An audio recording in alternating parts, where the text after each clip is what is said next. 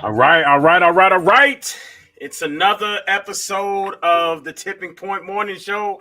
What's going on, my brother from another mother, brother John Yah, Esoteric Concepts? How you doing there, family? Man, I'm awesome this morning. How about yourself? I am awesome. I'm awesome. I'm amazing, man. Life is grand. I'll be hitting you with the great grand rising and all that stuff, man. It's a good day today. How you doing? Man, I'm good. I'm good. It's been a great week, challenging week, but it's been a great week. Yeah, man. Those challenges, they make us better. I remember 2017, the first time my truck broke down with a dead battery. I said, you know what? I'm going to buy a jump box. And thereafter, I never had a dead battery ever again to even have to use my jump box. But I was able to use it for a lot of other people that needed a jump. So it's a beautiful thing when we go through challenges. They make us better. They make us stronger. And if you're smart, they make us wiser. Right? Awesome. Yes. Good stuff. Good stuff. So ready to go ahead and get the show started? Let's pop it. All right. Let's go. Let's go, folks. It is the Tipping Point Morning Show. You are listening to The Tipping Point Show with your host, Mr. Just Ask Joe, John Yah. You ready? Streaming live all over social media and on your favorite music and podcast streaming platforms. Yeah, you know what it is. Also, check out thetippingpointshow.com. The Tipping Point Show. I don't even know what's going on. Oh my god. Are you guys kidding me?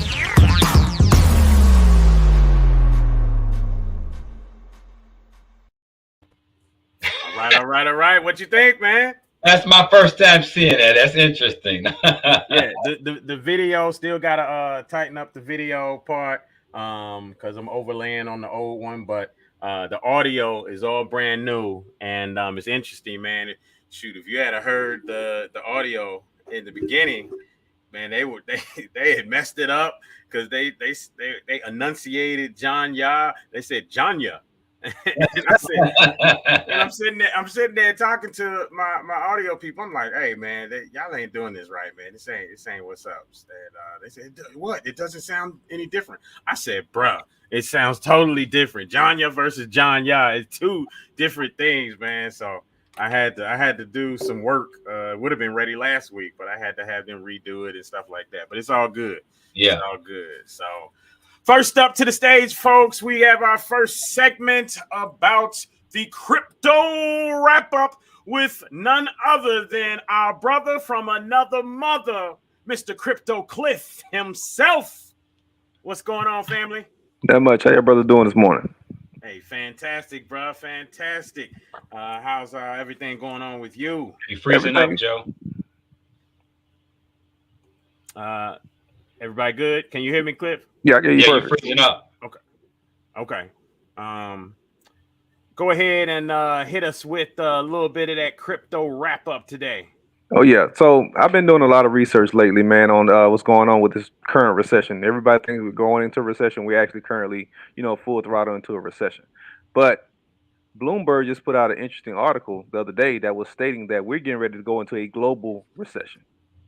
Recession. So what I want to give to you guys right now is ways you can actually recession-proof yourself in this upcoming potential depression.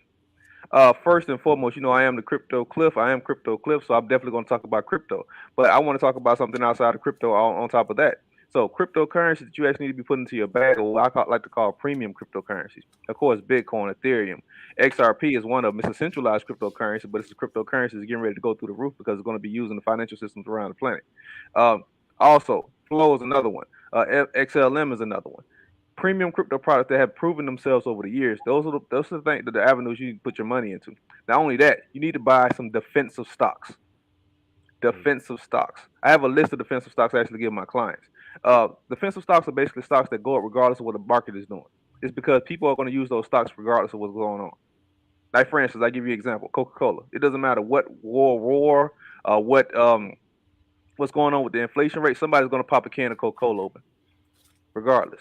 Not only that, last but not least, the original currency is gold.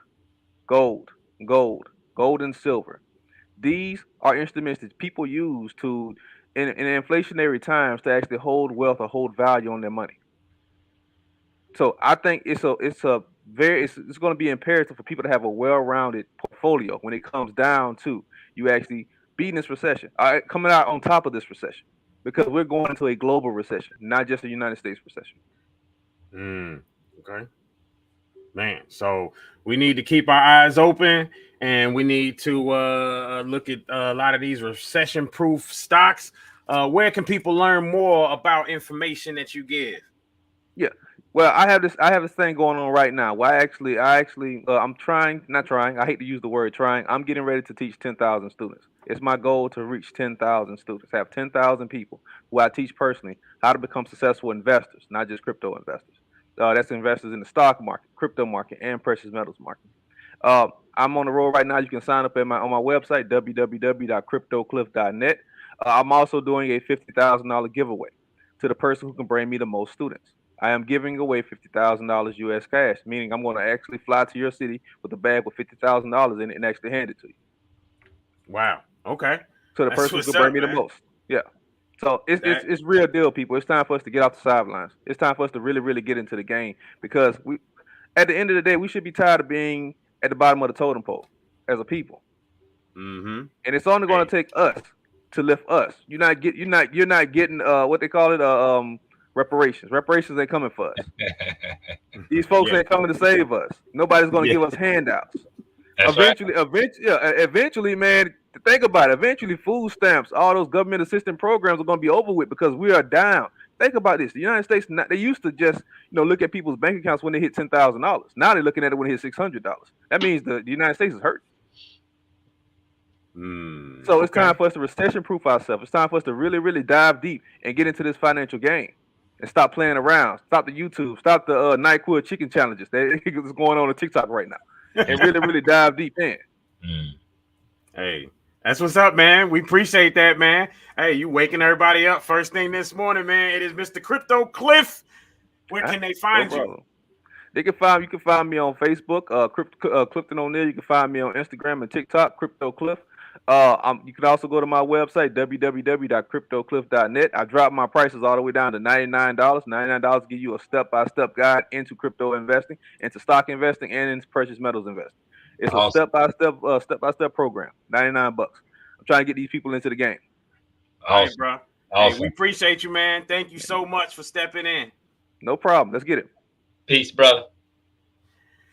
All right, man. Hey, that was dope. That was a nice, quick crypto wrap up there from your boy Crypto Cliff. And if you want to learn even more as well, then you can definitely hit up Crypto Cliff.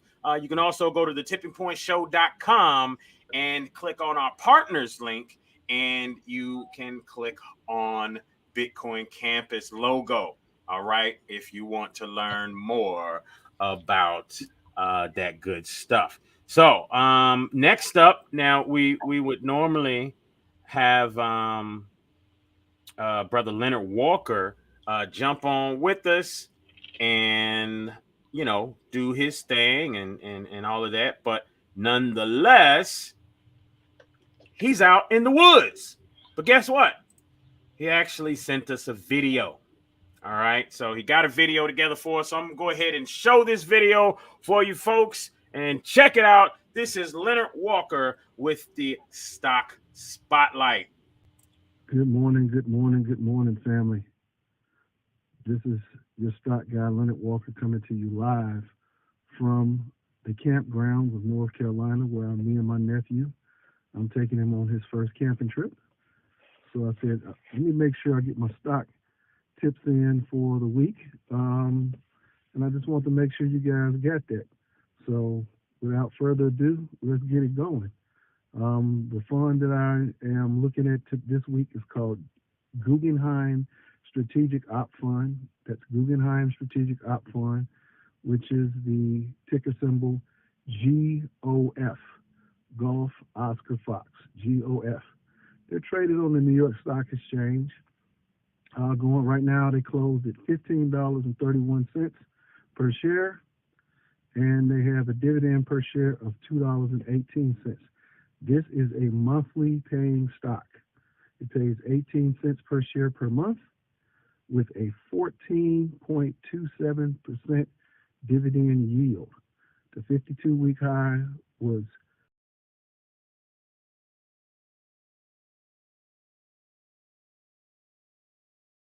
this is a closed-end fund, and 77.8% of this fund's allocated assets are bonds, meaning, and we know what bonds are. Bonds are debt.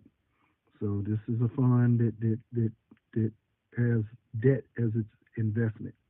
Okay, it was founded in 2007, and it has been paying 18 cents per share per month since February of 2019. All righty, I'm outside now. Me and my nephew here on the back of my truck here.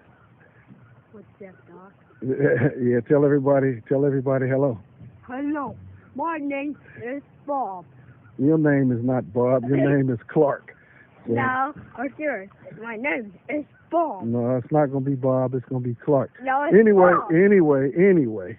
Like I said, you know how these kids are. They try to act silly sometimes. Anyway, what we get ready to do is I got some firewood back here, and we're getting ready to head on over to, there's the campsite in the back. Ready to head on over here to this fire pit right here and roast some marshmallows and maybe some hot dogs. So just wanted to let you guys know what I had going on here this weekend, and to make sure you guys had the stock tips. So you guys have a pleasant day, and I will see you next week. Goodbye. All right. That was this week's Stock Spotlight with Brother Leonard Walker.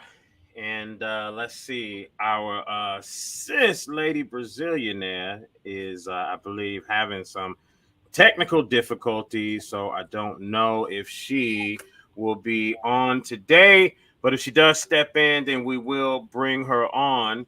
What we're going to do real quick, folks, is we're going to go to commercial and come right back. We have our other brother from another mother in the background there, ready to rock it out with us.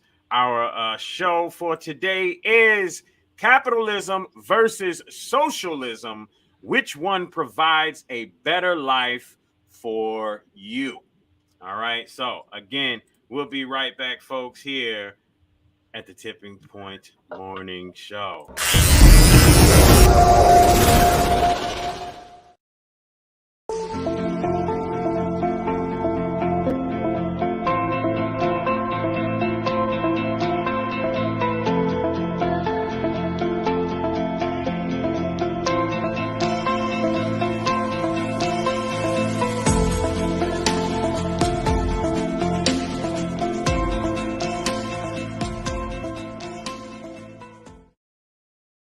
Hey folks, check out healthdaddywow.net. 100% plant-based herbs and supplements. Whether you're in person or online, use the word tipping for 10% off. Remember, feel better, look great, healthdaddywow.net. Remember, healthdaddywow.net.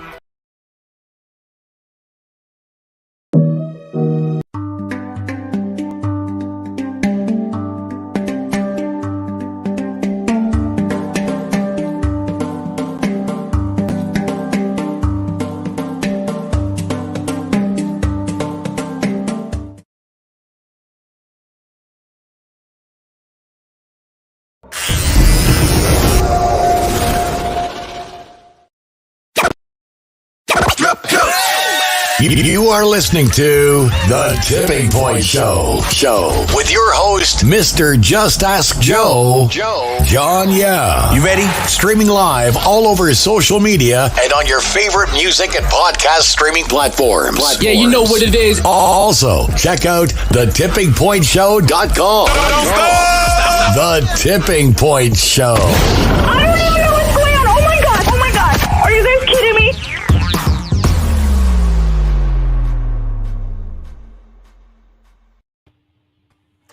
All right, folks. Again, it is the Tipping Point Morning Show. And next up to the stage, real quick, we have Lady Brazilianaire with 5 minutes in financing. Welcome to the show, sis. How you doing?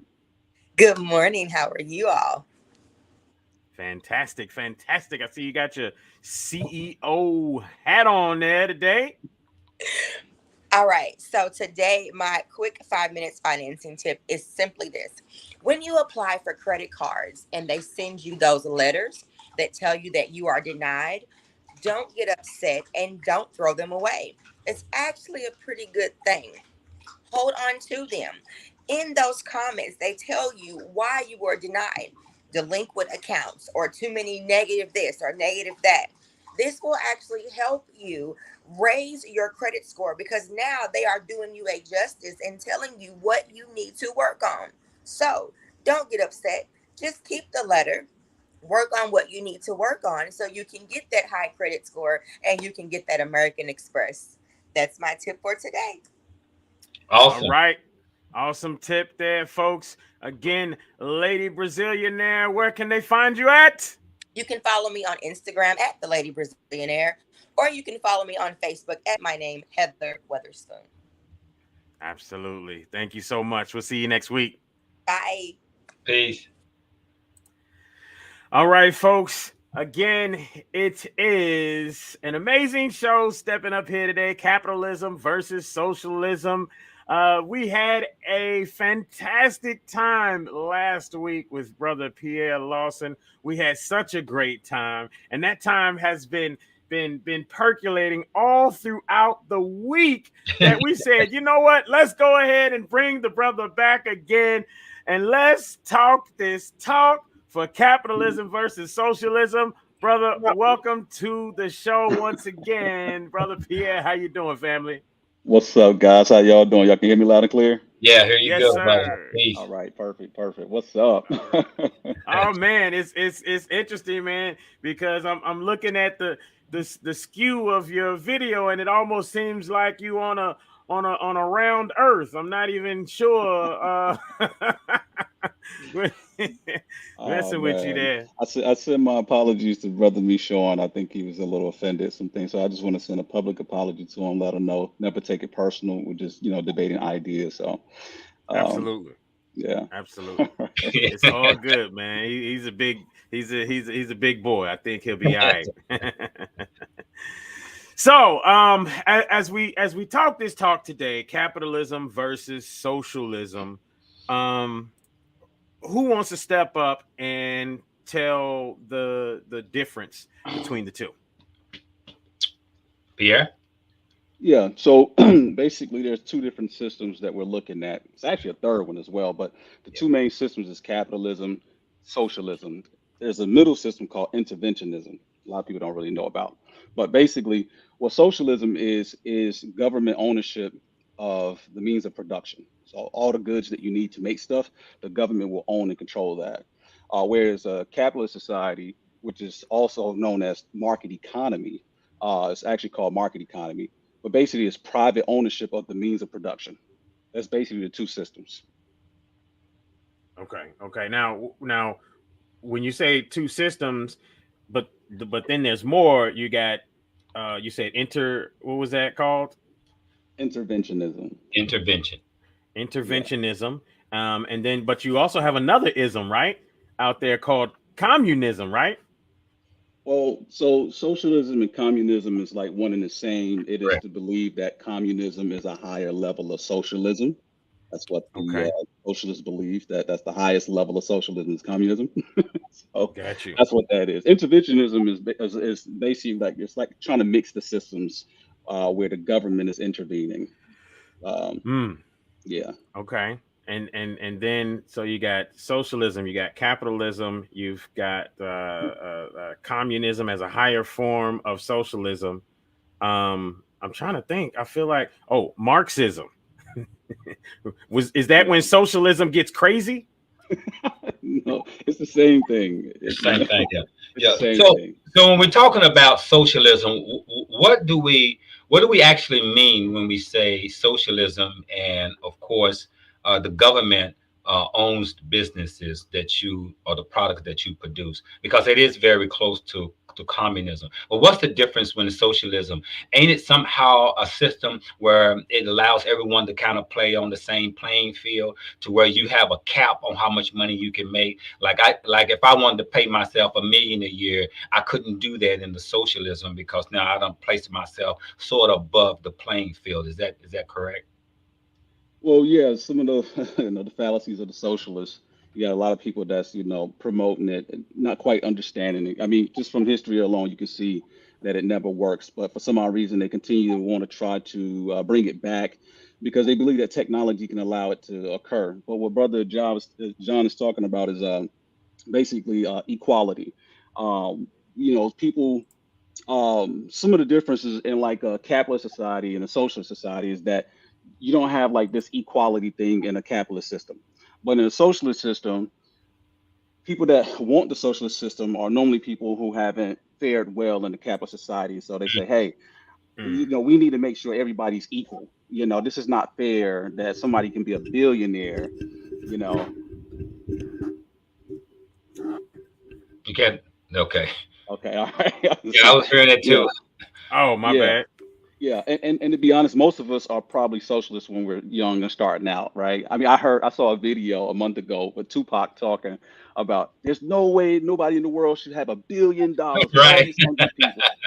It sounds noble and everything, but you have to understand how the systems work and how they impact our lives. So, with the whole equality thing, the problem with equality is that your it suppresses human development. It suppresses all those things, and I explained to you why. What we discovered just through time is that the more free people are, the more productive they actually are. That's why institutions like slavery and stuff like that just can't last long anyway. But you have to have people free to pursue their own needs. So one of the couple of things I guess we should discuss before we can even get into all that, so y'all can really understand, is what the market is, right? So market, you got to understand what a market is. A market is a place where people come and people buy and sell goods, and this is essential for life, right? The market itself is unhampered by the government. There's no government intervention. It doesn't need a government to operate. It's just people coming together with subjective values, because value is subjective. And we use money prices. You need money in an advanced civilization. This is what separates primitive tribes from civilizations, is money, because money is the tool that it's like a blind person reading braille. Well, the braille will be money for individuals in society, business owners and consumers alike. We use money prices so that we can determine what to make, when to make, how much to make. To quantify things, you need a money system. There can't be money prices in a socialist system. Now, the reason why you have money prices come about is because you have two or more individuals that are looking at the same thing but giving it a different valuation, and they're willing to make an exchange for that thing, right? So, say I have money, brother Yah, he has a book. I value his book more than the money that I have in my pocket. Brother Yah, he values the money in my pocket more than the book that he has. Only then can an exchange be made. Mm. Because that exchange can be made, this is where you get a bid and ask. This is how prices are emerged from our difference in valuations. So it's a valuation system that we're able to come to, and that can only exist in the market economy. It cannot exist in the socialist society, because the socialist society is just only hypothetical. It actually cannot be realized because there would be no money prices, because you only have one person, which is the government, dictating what prices should be. Prices are not emerged arbitrarily. They are emerged from two or more people coming together, seeing things at a different valuation, and it is not a profit at someone's expense. It's not exploiting someone. We both walk away, with a value, right? I get the book that Brother Yah was selling. He gets the money so he can do whatever he wants. I get that book because I value the knowledge in it, right? And so individuals in the society, we all benefit from exchange. It is not like someone's exploiting or taking advantage of you, which that can happen, but that's not the how the system works. It is, so that we could actually have the highest standard of living, highest quality of life, and that's not equality. You do not want equality. Just think about the car that you drive. Would you like for the government to tell you that you have to drive a freaking, I don't know, a Geo Prism, and everybody in society must drive that same Geo Prism? Hmm. Like nobody wants that, right? So that's why I say it hinders the satisfaction of people in the society. And so we use economics to understand how these things work. So you have to have an economic understanding. And economics itself, a lot of people are afraid of it because they think about numbers, statistics, and all this other stuff.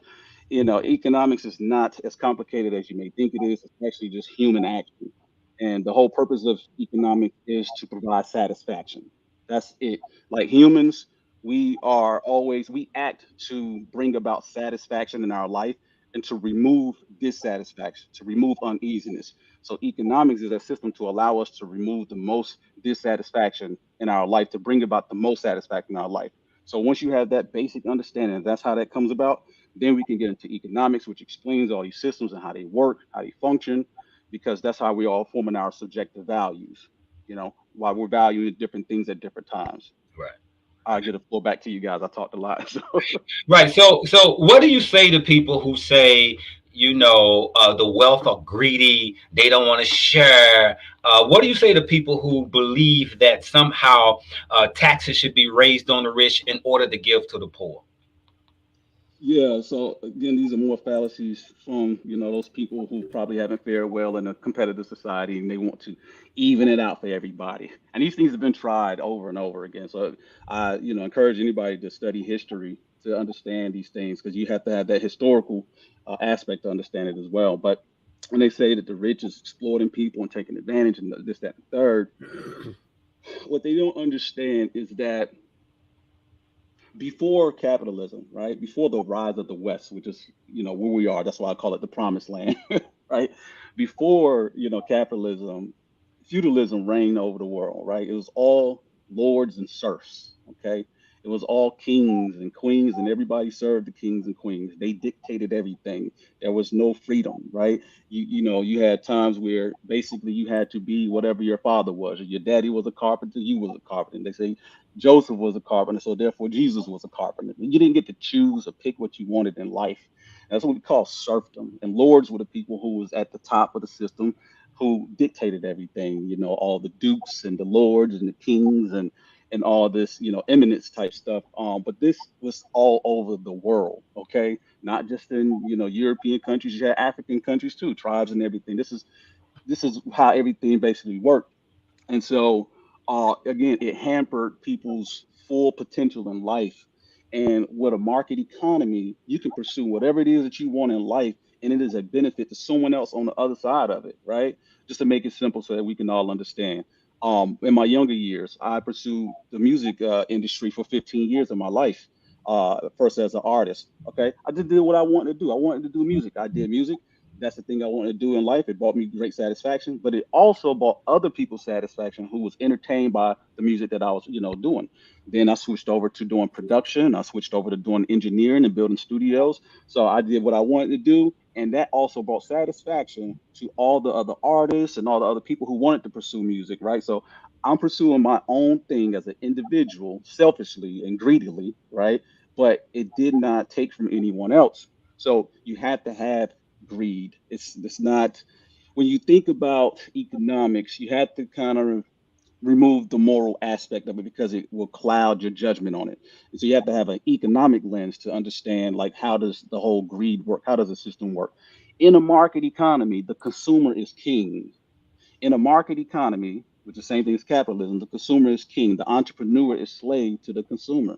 That puts the power in your hands, not the government, right? So if you want someone to win, you see people all the time. I want black businesses to win. Well, you got to shop at black businesses. I mean, simple as that. You want them to win, you got to spend your money with them, right? Nobody's dictating, telling you what to spend your money. That's something you can freely do as an individual, right? And so when you had that type of system, the consumers choose the winners. Okay, in a market economy, capitalist society, we have a profit loss system that guides entrepreneurs. It's not all profits as the socialists would have you to think. Oh, it's all profits. It's all profits. No, you have profits and you have losses.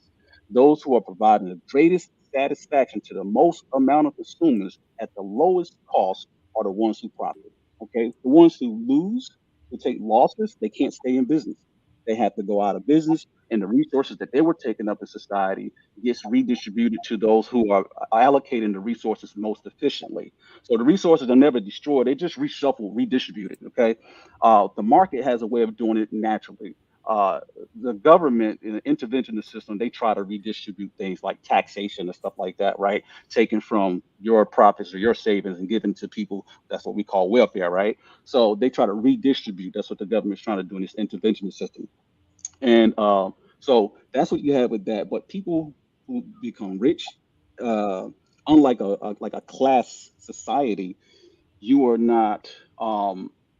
Wealth isn't permanent, if that makes any sense. Like, yeah, yes, you can. Anybody can get wealthy. There's lots of millionaires. We have so many millionaires and billionaires. But guess what? It is not a permanent state in society. In the capitalist society, those same people lose money. You know how many millionaires become millionaires 7, 8 times over times. It is not like I am a permanent state and I want to rule over everybody. You know, Jeff Bezos, Mark Zuckerberg, all these guys can lose their entire wealth. They can. I mean, that's possible. So when you understand it from that point of view, I think it should help you to understand that um, these guys who are being greedy, when we say greed, what I'm saying is that they're pursuing their own self-interest, Correct. right? So when you say greedy, it's a derogatory term, right? Like the term capitalism is a derogatory term that Karl Marx and his partner Engels, they call, you know, anything that was bourgeoisie capitalist, but it's really market economy, right? But people say, oh, capitalist, because it sounds bad. And so they want people to feel bad about being capitalist. So it's like reverse psychology. But that's Correct. not, Yeah. yeah. Now, So yeah, so well, basically, I just want to clarify the go ahead. greed Go is ahead. individuals pursuing their own self-interest. And you have to understand that, especially as Americans, most of us don't know this. Okay, you have other countries like China, and you know countries in the East. They like this collectivist ideology, like it's a collective. And in the West, it's about individualism. So we have two different ways of approaching this whole thing: being an individual or groupthink. And Mm. being a groupthink, collectivism, it suppresses the individual, right? Any dissenters must be diffused, right? Or, you know, suppressed or killed or what have you, right? Because you're going against what the group says. Now, Mm. there's always a leader in the group. You can't have a group that's just operating. There's going to be a dictator. So really, those who are dictating the group are the beneficiaries, while other people must suppress their thoughts. And if you have a change of opinion or change of mind, now they must suppress you. They must eliminate you. And that's the problem with collectivist ideology. Individualism is the way of the West, and it is vital and essential to capitalism. It's because all individuals pursuing their own, you know, desires in life to bring about the greatest satisfaction to your life, it doesn't take away from other people. It actually adds value to their lives. So therefore you have the greatest amount of satisfaction in the society, the greatest amount of people happy, the standard of living of everyone raises. And this is true, historically true. So yeah. So let me say this. When we when we look at, okay, the basic definition, all right, there's people out there that would say, well, no, socialism is better because the community at large has more say so, more control, things of that nature. Because even when you look at basic definition, then you're talking about, for instance, a political and economic theory of social organization, which advocates that the means of production, distribution, and exchange should be owned or regulated by the community as a whole. Versus when we talk capitalism, then again, we're talking private ownership, and that private ownership could blow up as big as ever, create monopolies, and, you know, everything in that particular genre of business is dictated by that monopoly, like Bell South to an AT&T. You know, Bell South was broken up years ago, and you know, to eliminate the ideology of a monopoly in the telecommunications industry. And it seemed like it was just a ploy, because here you have it years later, they're back together as a AT&T, as that monopoly once again. So what do we say to that Yeah. when, The you know what definition I that mean? you're reading, yeah, the definition that you're reading here is Mm-hmm. is skewed. As I told you earlier, socialism itself is the government owning the, the means of production, the factors of production. What you were saying was talking about the community. See, socialists, Karl Marx and them, they were notoriously known for reverse psychology of words. Word psychology is what it is. You see this apparent even in today's society. Anything that's positive is going to be perverse to make you not think it's positive. Anything negative is perverse to make you think it's good, right? Like the so-called woke people of today. Woke is something that you should be proud of. But the people who are actually woke are not the actual woke, people. They're actually, walking in blindness and craziness, right? And so the people who call themselves liberals. Liberal means freedom. These people don't want freedom. They want the government to dictate every part of your life, but they call themselves liberal. So you're like, oh, ew, I don't want to be a liberal. So they perverse these things. And so, again, that's what you see on display with what you're talking about communities, running businesses and this, that, and the third. What you're describing is something that's been done. It's called co-ops.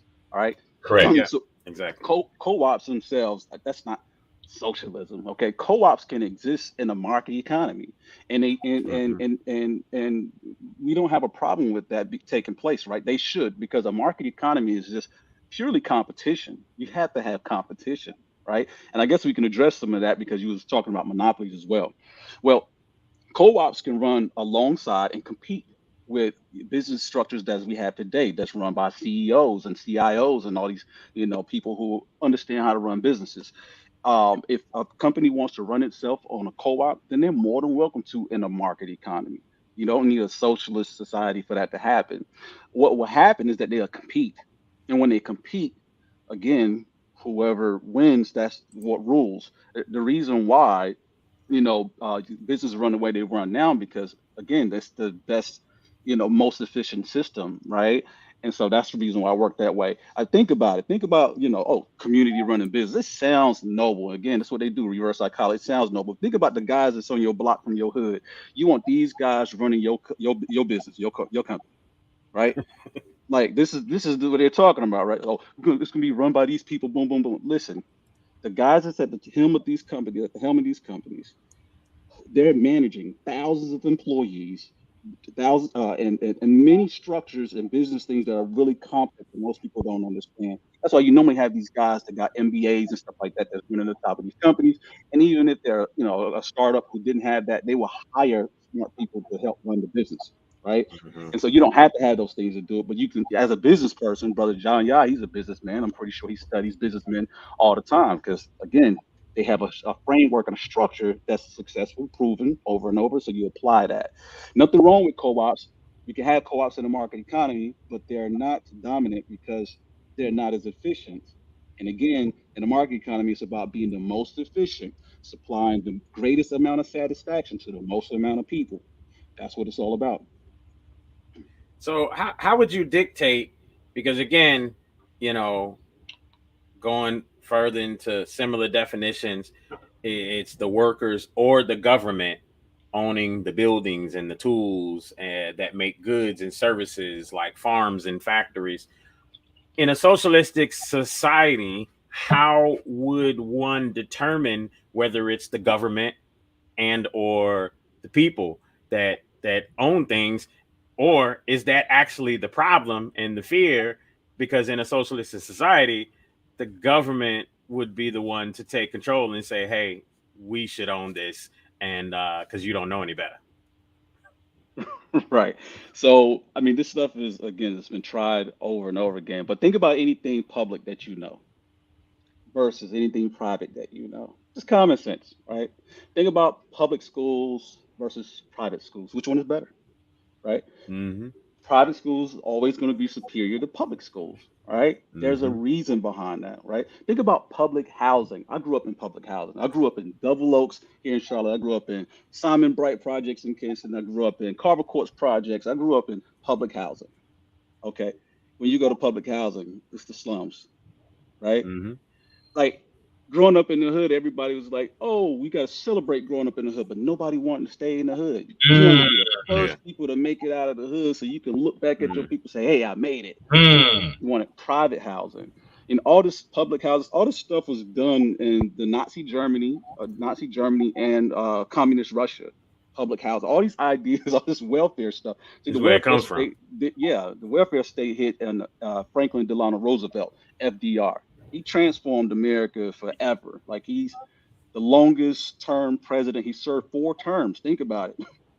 What president served 4 terms? The Democrats hold this guy up as the greatest president ever because they were able to get most of their ideologies through him. All right. So he forever changed America. He introduced the welfare state, the warfare state, and all these different things. Taxing, you got to think people don't understand. You didn't pay taxes before then. Okay. The taxation came at the same time we got the Federal Reserve, right? And then what he did is in the after the Great Depression, or during the Great Depression, he created the Depression actually, because he intervened into the market.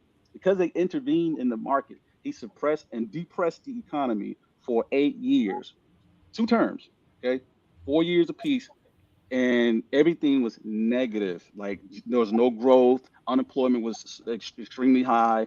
It was terrible. What he did, he created the welfare state. They thought that was going to solve it. It failed. He taxed the hell out of the rich. I mean, super hard. When they call this dude Mr. AK Soak the Rich. Okay, he went after them, and none of it solved the problem of the depression. It wasn't until his 3rd term when he found the way to get America involved in World War II, which we didn't have to get involved into it. That's another story. But he found a way by provoking Japan to attack Pearl Harbor, basically. And that's what gave us grounds to jump into the war. That war created artificial demand for wartime goods, and that brought people into the labor force, which then only then is when we came out of the Depression. So yeah, that's that interventionist system I was talking about, like all this welfare and stuff like that. Mao Zedong of China, the communists, they did this, same stuff. Like they tried socialism where people have free health care. I mean, you can walk and see any doctor that you want and all of that stuff.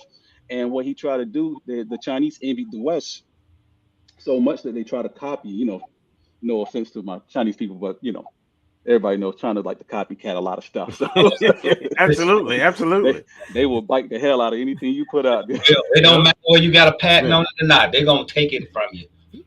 That reminds me of a Dave Chappelle skit when he had a Chinese or Asian woman yelling at him at a show, and she said, "I will never buy your DVDs again." And he looked at her and he said, "Ma'am, Chinese people don't buy DVDs because they Right. copy them." Yeah, they will copy the hell out of something. So what is the pushback? What is the problem with capitalism? What would be the bad part about capitalism? Well, before I answer your question, brother, yeah, I wanted to finish that statement Okay, before we got off into the joke. Mao got you. Go Zedong ahead. of China, Okay. communist China, when he, tried socialism, what occurred was that he tried to he controlled the means of production. He made everybody because he envied the West because America was doing so great and steel was a big thing. Steel was big money. So he forced everybody, all the citizens, to focus their efforts on steel. People was taking the damn fences out of their yards, and they was like just melting all the steel they could and trying to flood the market with it because they was trying to figure out how the West was being so successful. And because everybody efforts focused on what the government directed them to do versus them doing what they wanted to do, this caused massive starvation. Over 30 million people died from starvation. Mm. Over 30 million, estimates up to 100 million people. This is the danger of having the government trying to dictate the economy. You have to have individuals, we call it anarcho capitalism, meaning that they think it's no order. The order is actually in the chaos that they see. They don't like that. They want order and they think that it takes dictators to order it. And that's the problem. Okay, so I just wanted to clarify the outcome of them Well, trying this socialism thing that you're talking about. And because of that failure, the Chinese people resented the socialism and then they converted over to capitalism under Deng Xiaoping, okay, in the 80s. So this is why this is the product of China that you see today was because they pivoted to capitalism. Now, what you don't see is Chinese have rejected democracy because they think that they know that democracy is slow. So they keep their arrangement in government the way it is. However, they still deploy capitalism. because they know. And so that's why they went from tent huts. You watch your little Wu-Tang and Shaolin movies, they were living in huts, and now they have metropolises bigger than New York and all this other stuff because Mhm. they have a free market. Their market is more free than our markets today. So, Well, Amen. isn't China somehow still practicing communism inside of that? yeah, well, I mean that's the political arrangement, is the communism. So you got Mhm. communism versus democracy. The problem with democracy, and I guess this will go to some of it, what you're saying. The problem with democracy, all democracies fail, according to history. And the problem with democracy is that it gets to a point where you have two sides that can, they can't socially cooperate. Okay, they're not socially cooperating as much as, and we see that in our society now. And the process of the bureaucrats, dictating or trying to control certain things, it slows the process. It hampers the economy down. So it slows the whole process of being efficient, getting goods out there fast and stuff like that. And so that's the problem with America today. The problems that we see is not actually capitalism, and people will say, "Oh, capitalism is failing," and then they'll say, "Oh, look at China." Well, they don't understand. We're both using capitalism. It's democracy. The bureaucracy is slowing and hampering the economy economic machine down. Whereas China, you can see Milton Friedman in the 80s. He has a docu series called Free to Choose. Look it up on Amazon Prime Video. You guys can watch it. It's free. Or YouTube. You can watch it there. It's called Free to Choose. He was literally in Hong Kong on a boat in the 1980s. People were living like on the side of ships in like poverty. But he was explaining how this place is going to boom. He said people come here freely to start their businesses and stuff like that. He's like, this place is going to be an economic, behemoth. And he was in the boat and he was describing it because in this docuseries, he's teaching economics in real world, letting people see how it really works. And he's like, he said the reason why China was going to boom is because they had no taxes, they had no regulations. And America, he was warning America that we have too many regulations, too many taxes, and that it's slowing our process down. Fast forward to today, you see China is done so well because of this economic freedom that they have. It's still a communist regime, but their markets are free, so more free than ours. One of the things I found, and since we're talking about China, I found that okay, China doesn't have any natural resources that they sell to the world. What they seem to have done was become the best counterfeiters. It seemed like Chinese started using their people in their hands and what they were making. So let me give you an example. So I started my business I started my business 21 years ago, and probably around 5 years into my business, I started importing from China. And what I've noticed that, okay, so I deal with incense. I deal with incense sticks. And there's two different types of sticks, and I can't show them to you at the moment. But I had also planned to do a talk about the different types of sticks. You got one stick that are handmade, and you can tell the difference of the handmade by looking at the end, where the end is smoothed out. Then you got sticks that are now machine made. And the difference in the machine made stick that is squared off at the end. Okay. So we were getting these sticks in handmade, and they were cheaper price, but they were made in the rural areas of China. Okay. When Obama came into the picture, Obama attacked China with the what they call slave labor. Okay, y'all remember hearing about Chinese being charged with slave laborers for their people working for pennies, right? So then they moved that particular production, in particular my product and probably other products too, and they moved it to the city where they now use machines. So now the people in the rural area didn't have jobs anymore because now they put it in machines. But also the price went up a bit. But at the same time, it is still very, like I probably 80% of my products are coming out of China and Taiwan, to where even when I had my latest displays made, those displays cost me $44 at my door. That includes shipping and handling. If I was dealing with the company that I used to deal with here in the States, making my display. That display would have been costing me $150 per display. See the difference of the price. So even going overseas, my product lands to my door, even including shipping, cheaper than what a company can make right here in the States. So it seemed like, everyone, if you in production, if you ain't dealing with China, your business is kind of really slow in profit margin. In other words, to really create your margin, the difference in your margin, you have to go to China. And so how are they winning in that piece? But yet at the same time, we over here in the free market in this capitalist society can't get it right with the prices. So now jobs are being sent overseas because why? A lot of manufacturing companies are having the products actually made over there and they bring it over here to assembling it. Like that's what I do. We just basically assemble the product, but we have the product actually made overseas. Yeah, yeah, that's all great, and yeah, your testimony is true. Um, so here, so you guys hear Trump talk about "Make America Great Again." I Yeah. know a lot of people be offended by it, think black people going back to slavery. It has nothing to do with that, Yeah. actually. There was a time, for those who don't know your history, that America was the modern day China. We used to be what China is. So everything that was made around the world, any top quality product was made right here in America. That's how we built so much wealth. We had a middle class because of productivity. So that's a key factor of a capitalist society is production. You have to have a productive system, okay? Because you always have consumers. You have unlimited consumption. Our desires are unlimited, but the means to satisfy those are what's limited, right? So that's why we talk about economics is the efficient allocation of scarce resources. So that's why we talk about using limited things to bring about the most satisfaction. Well, America used to do that, and that's how we built up our middle class.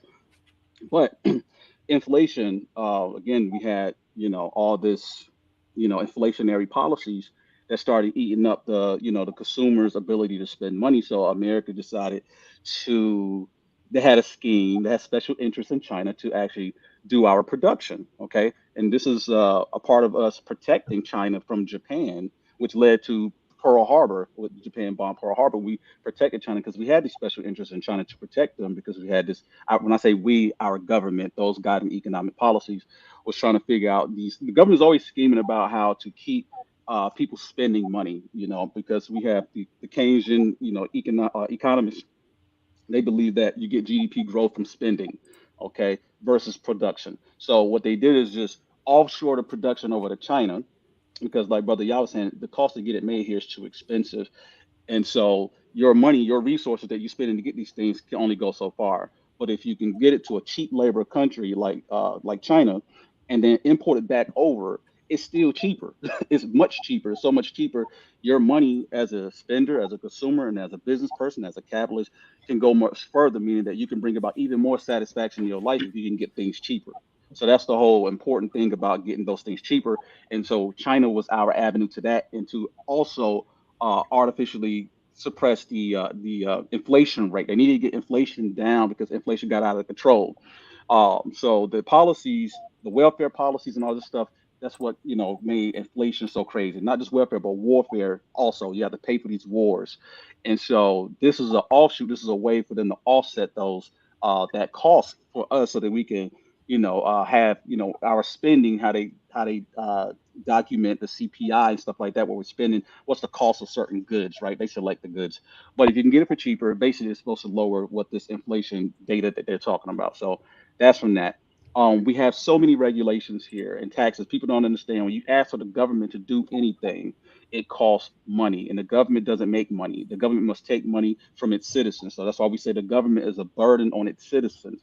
Okay, government don't make money. We're the ones who make money. So when you say, hey, we want more government, then that means you want less of your money because who's going to pay for it, right? You got to pay for it. You got to pay for it through inflation, right? So that means the cost of everything goes up, like your student loans and stuff like that. All this stuff goes. Your mortgages. You got 30-year mortgages now. I mean, people can barely afford it. I mean, mortgages used to be 5 years back in the day, right? Before FDR and all this stuff, it was 5-year mortgages. Okay, now it takes you 30 years. People are dying before they can even pay their homes off.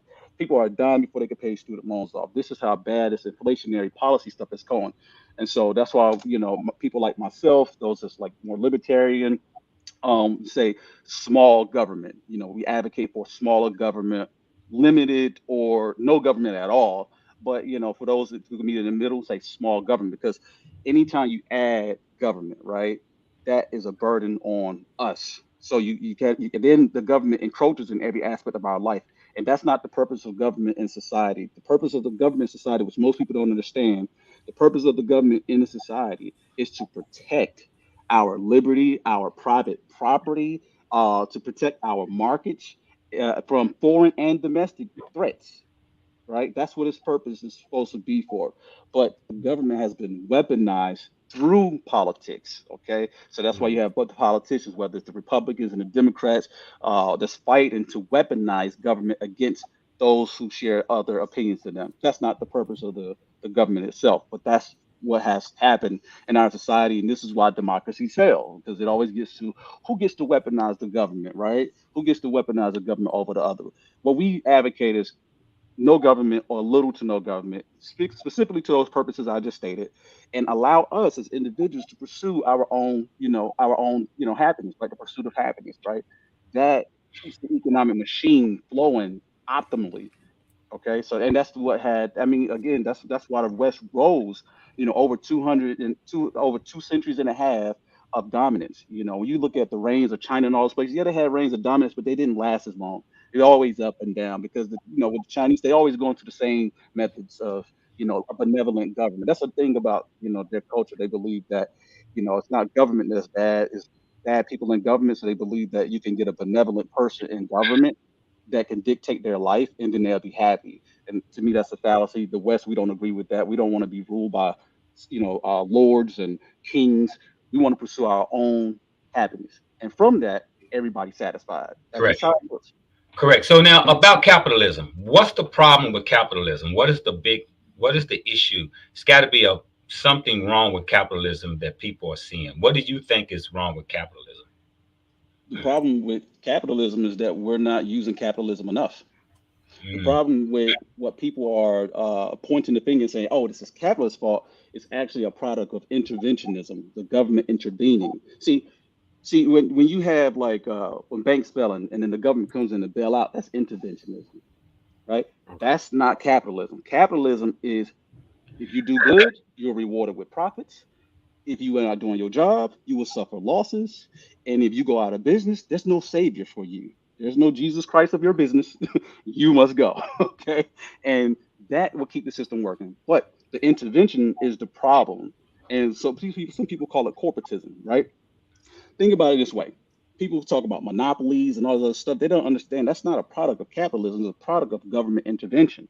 See, in a capitalist society, you can't even have monopolies, right? You only have competition.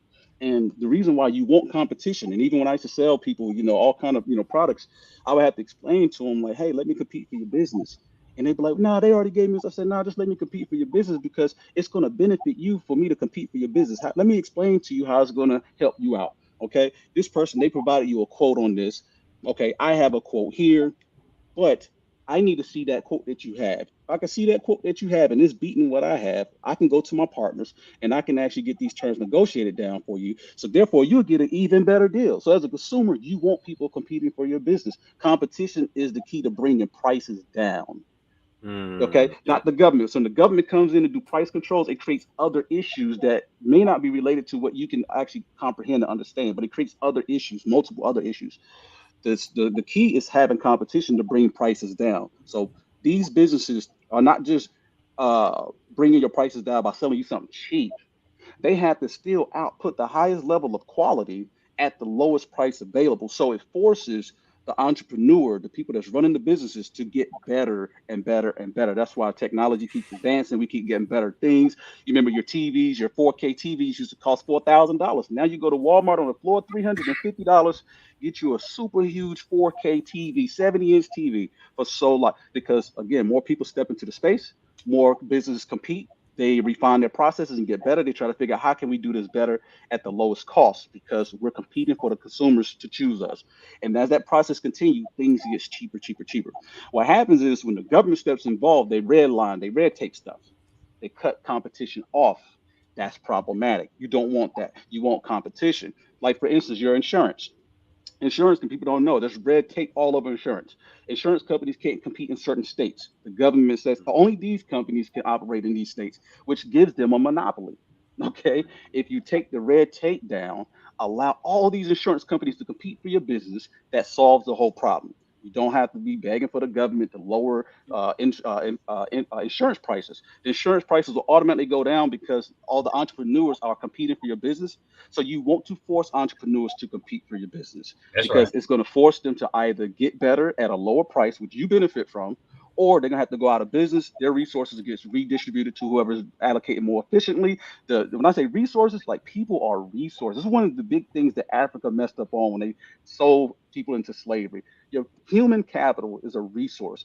You sold all your geniuses, dummy. Like your people, your resources. So all the people who once worked at whatever company, those smart guys, they just go work at another company and they're allocating, they're utilizing their genius to help bring about more prosperity for that, whoever's running that company, their own self-interest, but as a whole, the entirety of society benefits.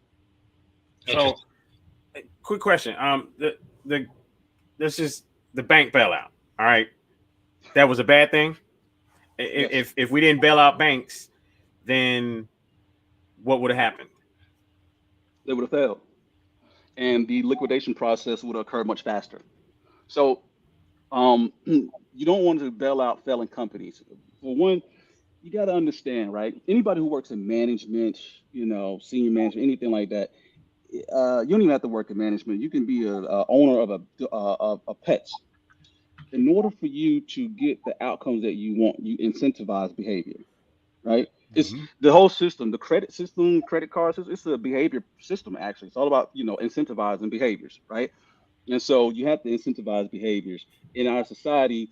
If you do good, you're met with a profit. That's a capitalist system. And if you do bad, you're met with a loss. That's going to hurt. Ouch. You can't take too many losses or you're going to have to go out, right? It's like a boxer getting beat in the head too much, you're going to get knocked out. Right? So you got to have that with a socialist system. There is no profit loss. It's what the government says, and the government has no idea, and the government will just waste resources. Well, entrepreneurs like Brother John Yah, he has to be efficient. Okay, like he said, if you ain't buying from China, you going out of business. Okay, he has to operate in such a capacity so that he can pursue his own self-interest. He's going to take too many losses.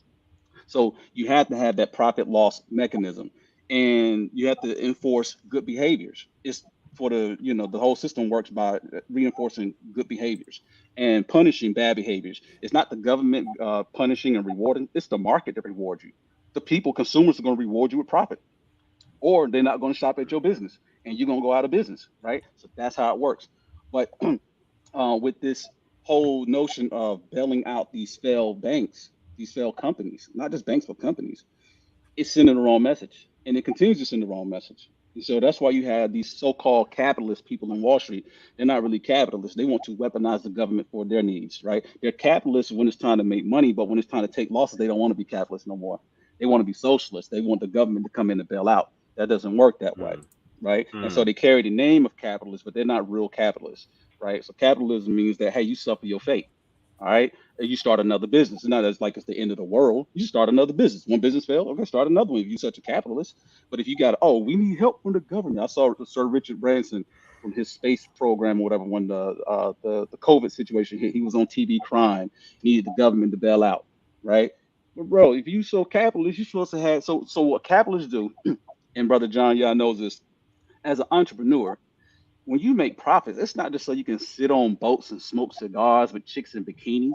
You have to allocate savings for the future. You have to put money to the side for further investments and for mitigation. Okay, that's what responsible entrepreneurs will do. The way it's running now, because entrepreneurs now know that the government will come in and save them, they run higher risk. They lend in ways that they otherwise wouldn't lend. That's why you have all these bad loans going out there, and all these people, they lose their houses, but the government get a bailout, Mm, right? You lose your house, you lose your job, and the company that you work for get a bailout. That's not a fair system. correct. You suffer loss, they must suffer loss, right? So that's you don't want to reward us. So yes, that's why it's a bad thing. Yeah. So this is interesting now, and this is probably the most fastest gentrification I've ever seen in Cincinnati. In Cincinnati, there was this area called Vine Street, and it extends all the way what is called up the Ryan to where the university is from downtown. And I mean, in 10 years, this whole street have changed. And what happened was that 20 years before that, the billionaires came together and they bought up blocks and blocks of the poorest neighborhood downtown. And they held on to it. And as they held on to it, they started raising the rent, or they closed down their building for renovation to get the people moved out. Okay, didn't allow them to re-sign their lease. Then after block after block after block, after it becoming desert, it was like empty.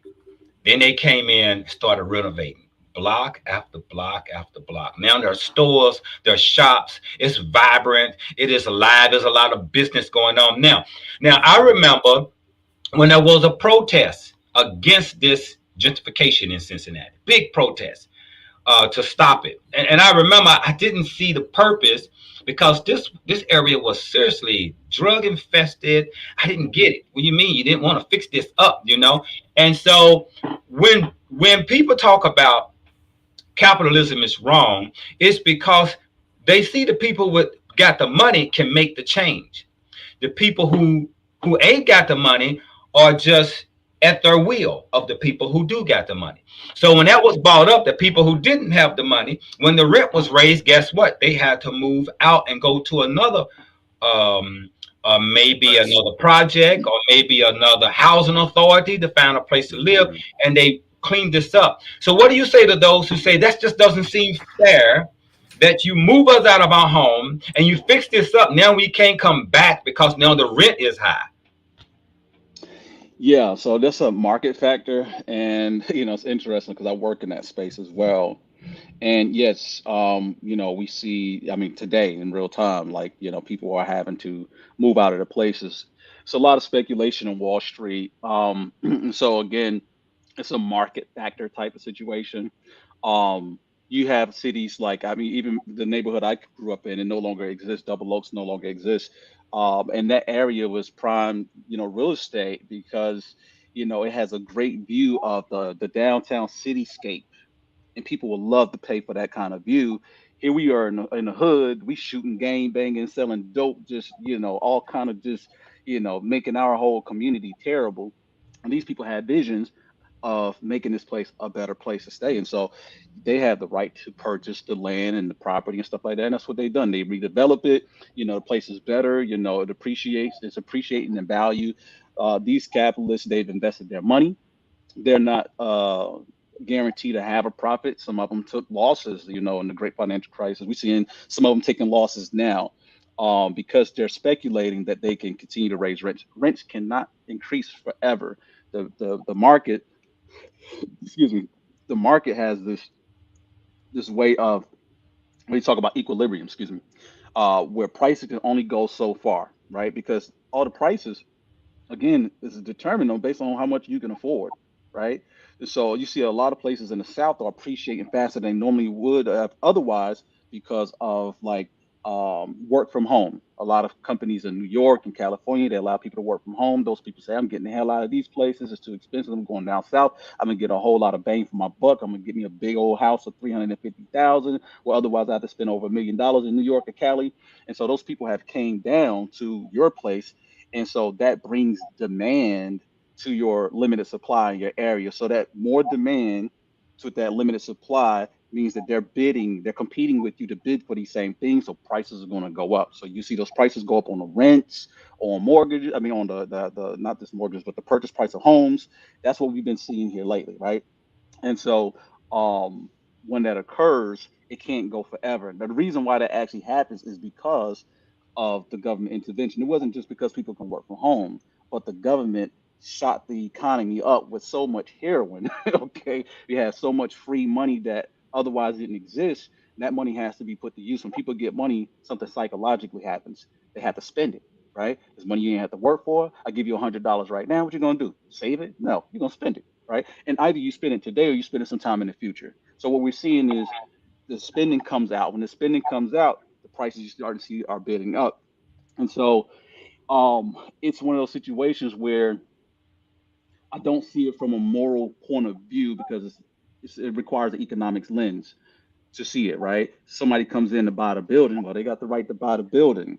And the reason why they bought the building because they had a vision. They saw potential in this building that they can actually renovate this thing, they can rehab it, and that the market rate. So remember, market sets the rates. Is like how much are other people paying out there for the same type of unit, right? You live in a 1 bedroom or you live in a 2 bedroom apartment or whatever.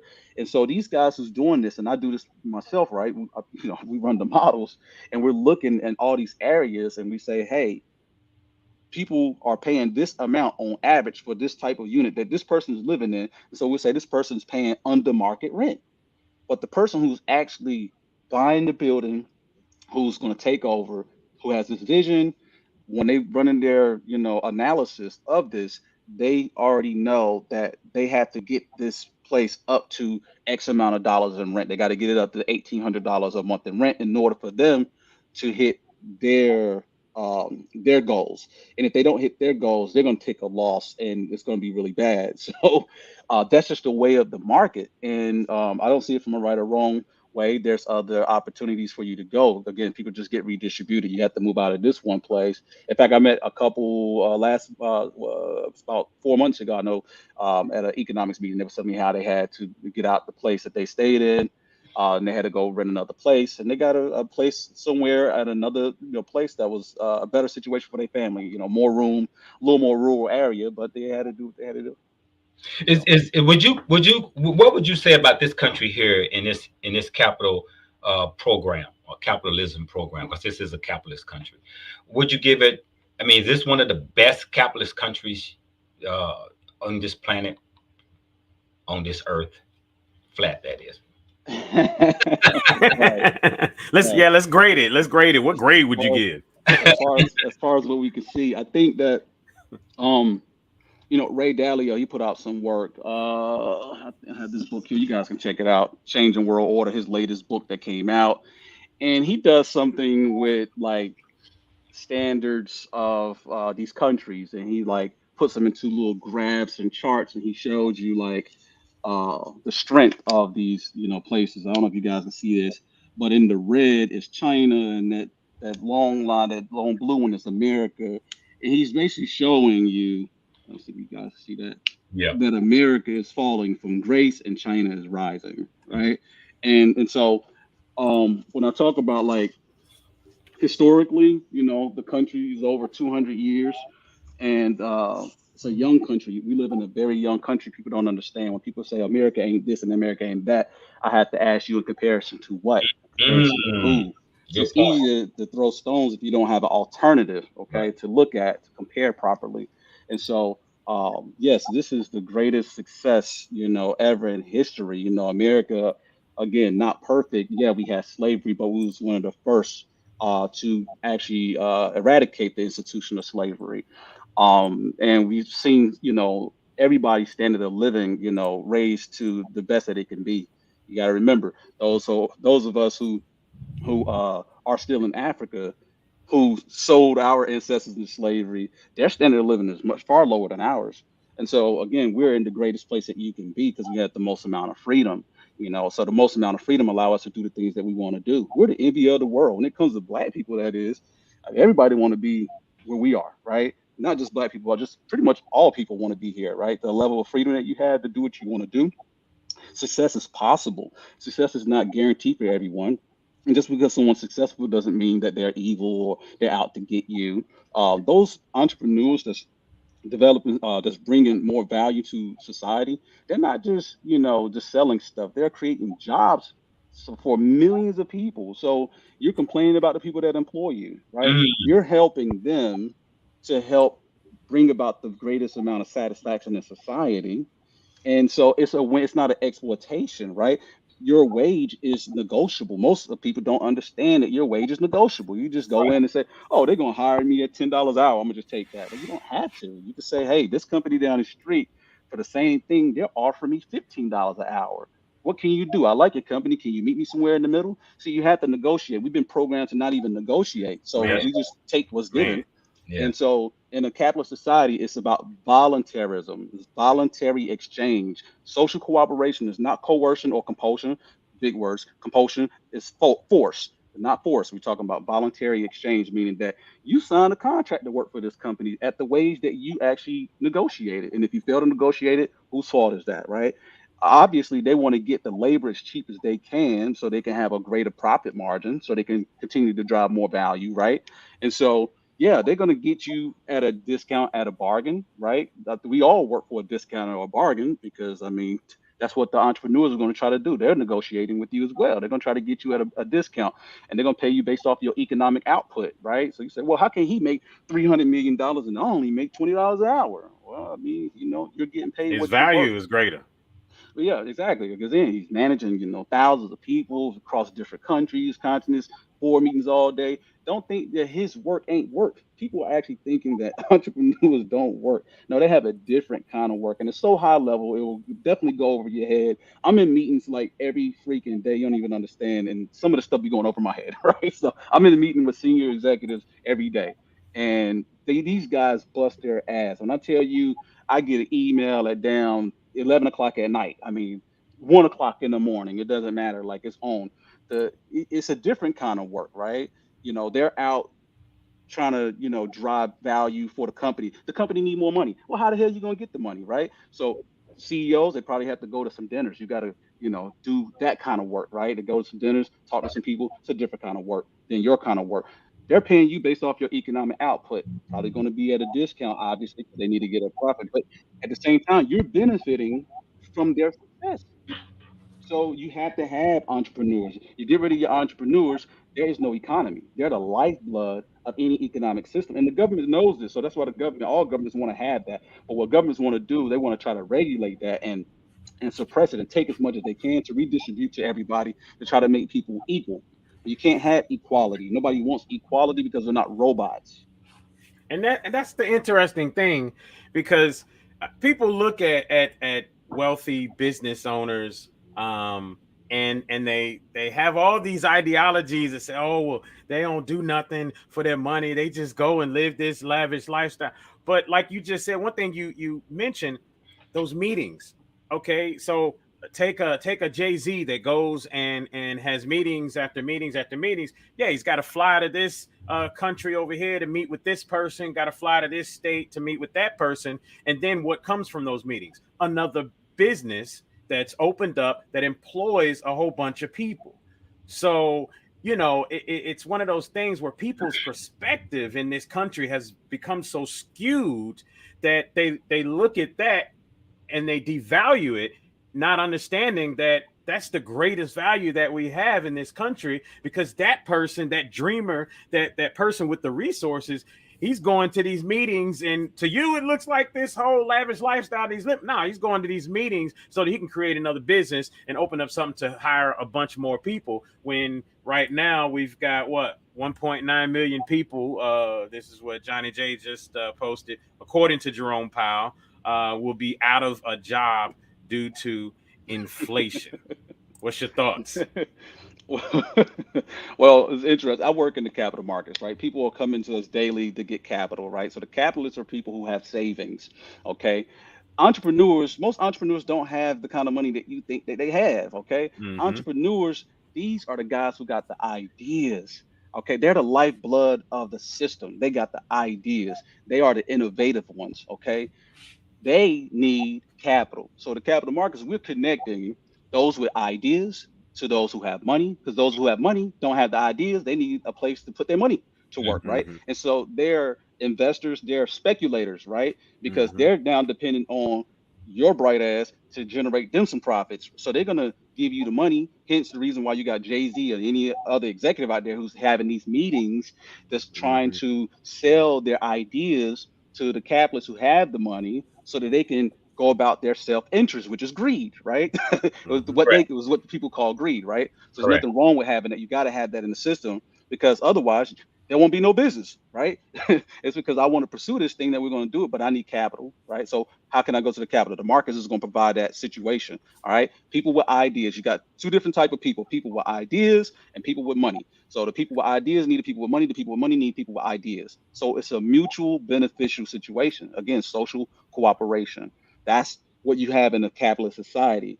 Unlike a socialist society where the government is telling you what you can do, and Mr. John, yeah, you can't charge this or that. Your instance, you got to charge $1, and you like, well, if the government dictates how much I have to charge, not just that, but then the government says, well, you have to pay, your employees who you got that's working for you again at a discount rate, because why would you spend market price if you can get it at a discount, right? Why would you go to a car dealership and not try to haggle your way down the price, right? Like, you're a sucker. They know you're a sucker as soon as you show up if you don't know to negotiate prices.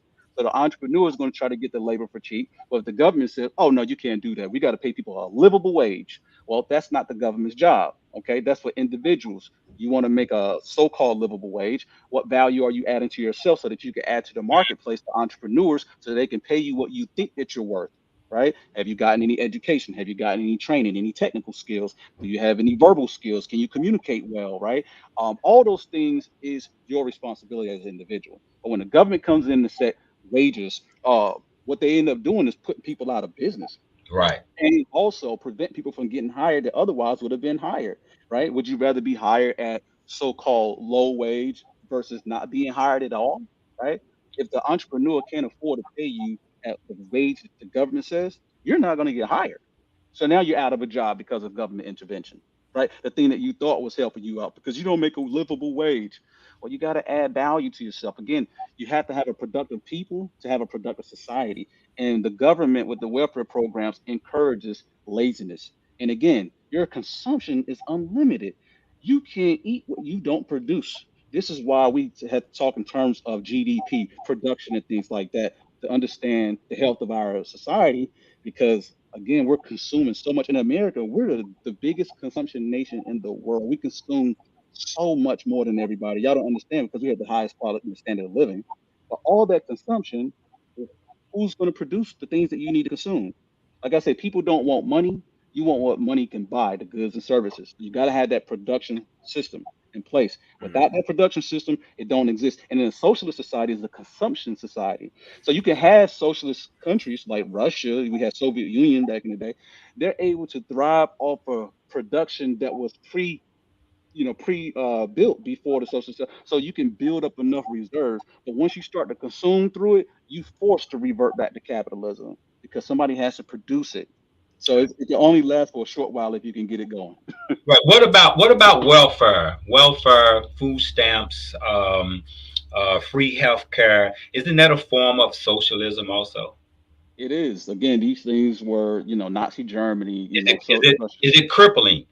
Is it crippling to the individual for not forcing them to be the better person they can be, that they can just settle for a check and settle for some food stamps? Because you got some people who are on Section 8, they just fucking live on it. They don't even think to try to get off of it. They don't think that there's a helping hand to move them to what's next.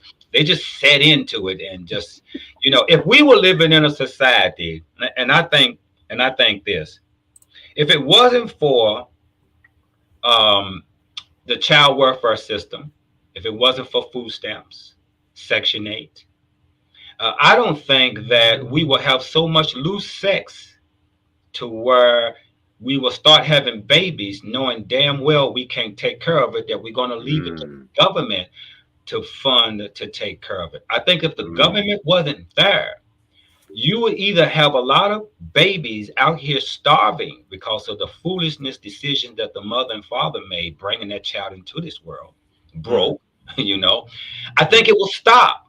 And in some cases, listen, I know y'all have heard this, some women would have a child just to keep the welfare thing going. Let me have another child. Y'all heard that? Get an extra check. We've heard that, right? And when you look like them, it's kind of true. The point is that if we didn't have this, wouldn't we have a different mindset today? Because I can kind of see this, and I love this country. Don't care who don't like that. I love the ability that there is nothing stopping me. And I'm an individual that came from a prison institution to build my company. And I see nothing stopping me from becoming a billionaire. Nothing stopping me. Mm. Nothing in this country. That's the point. And here's the kicker though. Because I came up in that situation, I looked at myself and asked myself, how can I be a better me? If I had a system out here that was just giving me and giving me, I don't think I would have pushed myself to ask myself, can I be better than that? And I think that becomes the problem, that we don't really push ourselves. I think this, when we first came out of slavery, I would like to talk to those type of people who built Black Wall Streets all over the country. Who are they when there was no welfare, there was no food Mm. stamp system? No, you better get off your ass and plow that ground and grow some food and make some shit happen. Who are those people compared to the people today? Man, that's a big. If you compare us to them today, we are wimps to compare to those Man. who just came out. And people who were in slavery, not only the ones who just came out and built towns, cities. The big difference, and I kind of see that as somehow the welfare system, it should be a cap or a limit to it. You got 2 years to get on your goddamn feet. If you don't get on your feet, it's just over with. It was like that at one point, wasn't it? Okay, but that's actually because we as human beings, we have a magnificent brain that is capable of producing whatever you want and creating whatever you want in life. But everyone has a gifted talent that no one else has. Everyone has a talent that no one else has but you, right? The point is trying to find that talent and how do you share it with humanity? But you have to dig inside yourself. But if things are easy for you to get, guess what? You will never dig inside yourself to find the best of you. And I think somehow the system is crippling. I think somehow the socialist system is crippling, or if it is a socialist system out here, it's crippling. It's not allowing and making the individual push their hardest. And even in the welfare system, it should be a cap. Now, I'm not knocking that people need a leg up or help. I get that, and I definitely support that. Because surely me coming out of the institution, yeah, I had to get some food stamps. Yeah, I had to get some type of assistance, but it wasn't for me to live on it. And maybe it was a stepping stone. That right, it was just a stepping stone. So I know women who have been on Section 8 for years. Woo! I mean, like grandmamas and mamas and Yeah. daughters. You got a whole lineage of people sitting there in the same hood, all on. Oh my God, bro. So I see the both sides to it. I love capitalists. I love the opportunity. There's no cap. There's no limit. I can pay myself whatever I want to pay myself. If I want to give myself more jobs in my own business, I can. I ain't got no government looking over me telling me you can't do that. Oh, you pay yourself too much last year, John. Yeah, break it a little down and make it an even playing field with everybody else. This is the love of what I love about this country. And I don't know of any other country, as I speak, as I use Don King's words, I don't know of any other country that would allow a person to come from where I came from to become a millionaire, and there's nothing stopping me. There is no other country that would allow me, as Don King said, being in prison for murder and came out and became a millionaire. There's nothing stopping me from getting a tax ID. Nothing stopped me from getting a passport. Nothing stopped me from getting a business license or getting insurance for my business. Nothing stopping me. Yeah, I can't be a doctor because I'm a convicted felon. Yeah, I might not be a lawyer to practice in law, but I can still be whatever I want to be and living the lifestyle that I want to live. And I think that's important for what we are providing this country. And go where for what if it's not giving me the same opportunity that I'm allowed right here? And so what I find that people who want to leave are people who didn't really see the benefit of being here, of getting whatever you can. People who want to leave are people who are just unfortunate, just can't see their way out of this situation. So they see this situation as some type of cap. Like I give you an example. Some of our people believe that the only way you're going to be rich and make it, or you must sign over to the Illuminati. You must do something to sign your life over. And that is the most crippling mindset. And if you believe that, then you will never strive to be an Oprah Winfrey or a Jay-Z. If you feel as though there's something you got to give up before you can get there, that somehow those are sellouts, those people done signed over to Illuminati or big power, and not even taking that. If you say Oprah was given that opportunity, then you fail to recognize her talent, who she is. That's how she got there. And if you fail to recognize that, guess what? You limit your own self from being another Oprah Winfrey and being another billionaire. And I think that's the crippling piece. Yeah, so brother, yeah, you have to ask yourself, right? Before President FDR came up with the welfare system here in America, how do people get their needs fulfilled in society that was, on the bottom rungs? How? Oh, how they worked their ass off. They had to. Well, you had charity. You had, yep. Charity is a product of capitalism, and people don't know that. So it's not like in a capitalist society, there's no way to help people. How do we help people with charity?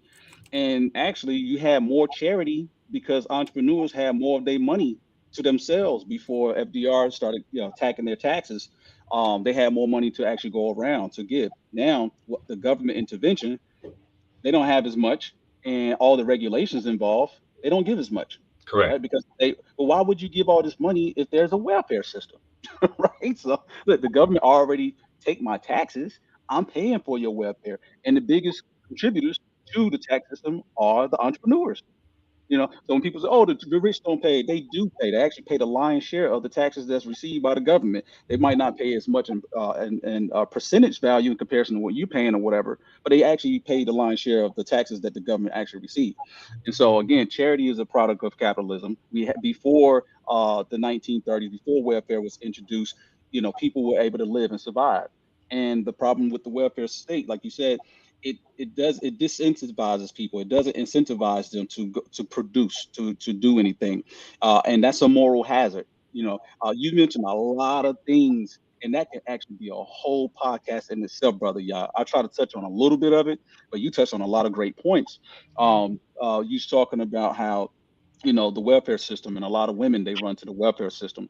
And again, I talked about earlier about how people weaponize the government. It's never good when you on the other side of the gun, but you having fun where you're the one controlling the gun. So that's the problem that we have. We shouldn't have a system where the government can be weaponized in the first place. That's why I say on the grounds of protecting our liberty, our happiness from foreign and domestic violence and aggression. That's the purpose for the government. It shouldn't be used for anything else. And over time, America is falling from grace because the government is getting bigger and it's actually doing more of this and creating more moral hazards.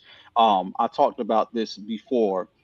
There was a report called the Moynihan Report. The Moynihan Report is a Democratic Senator, Moynihan, that LBJ commissioned to figure out why Black people was not, moving up the economic ladder. And in his research, he went and discovered that it's because the Black man is no longer at the head of his household. Mm. He said we have to restore the Black man at the head of his household to improve the standard of living of Black people.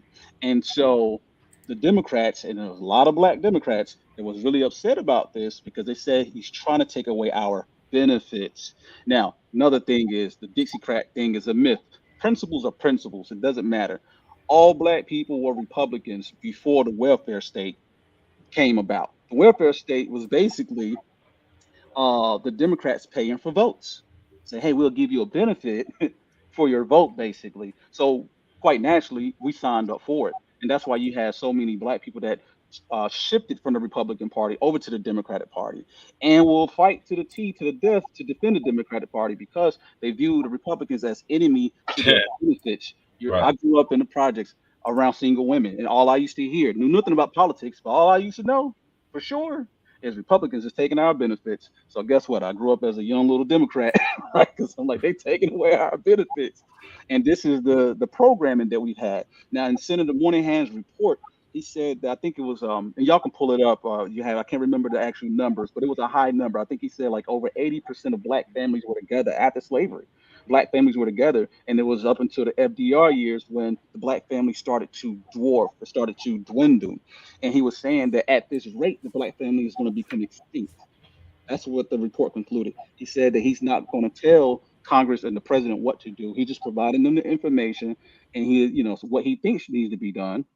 But it's up to them because he can't make them make the decision. But the findings, and again, this is a Democratic senator under a Democratic president that discovered this, and people were upset about this Moynihan report. Look it up.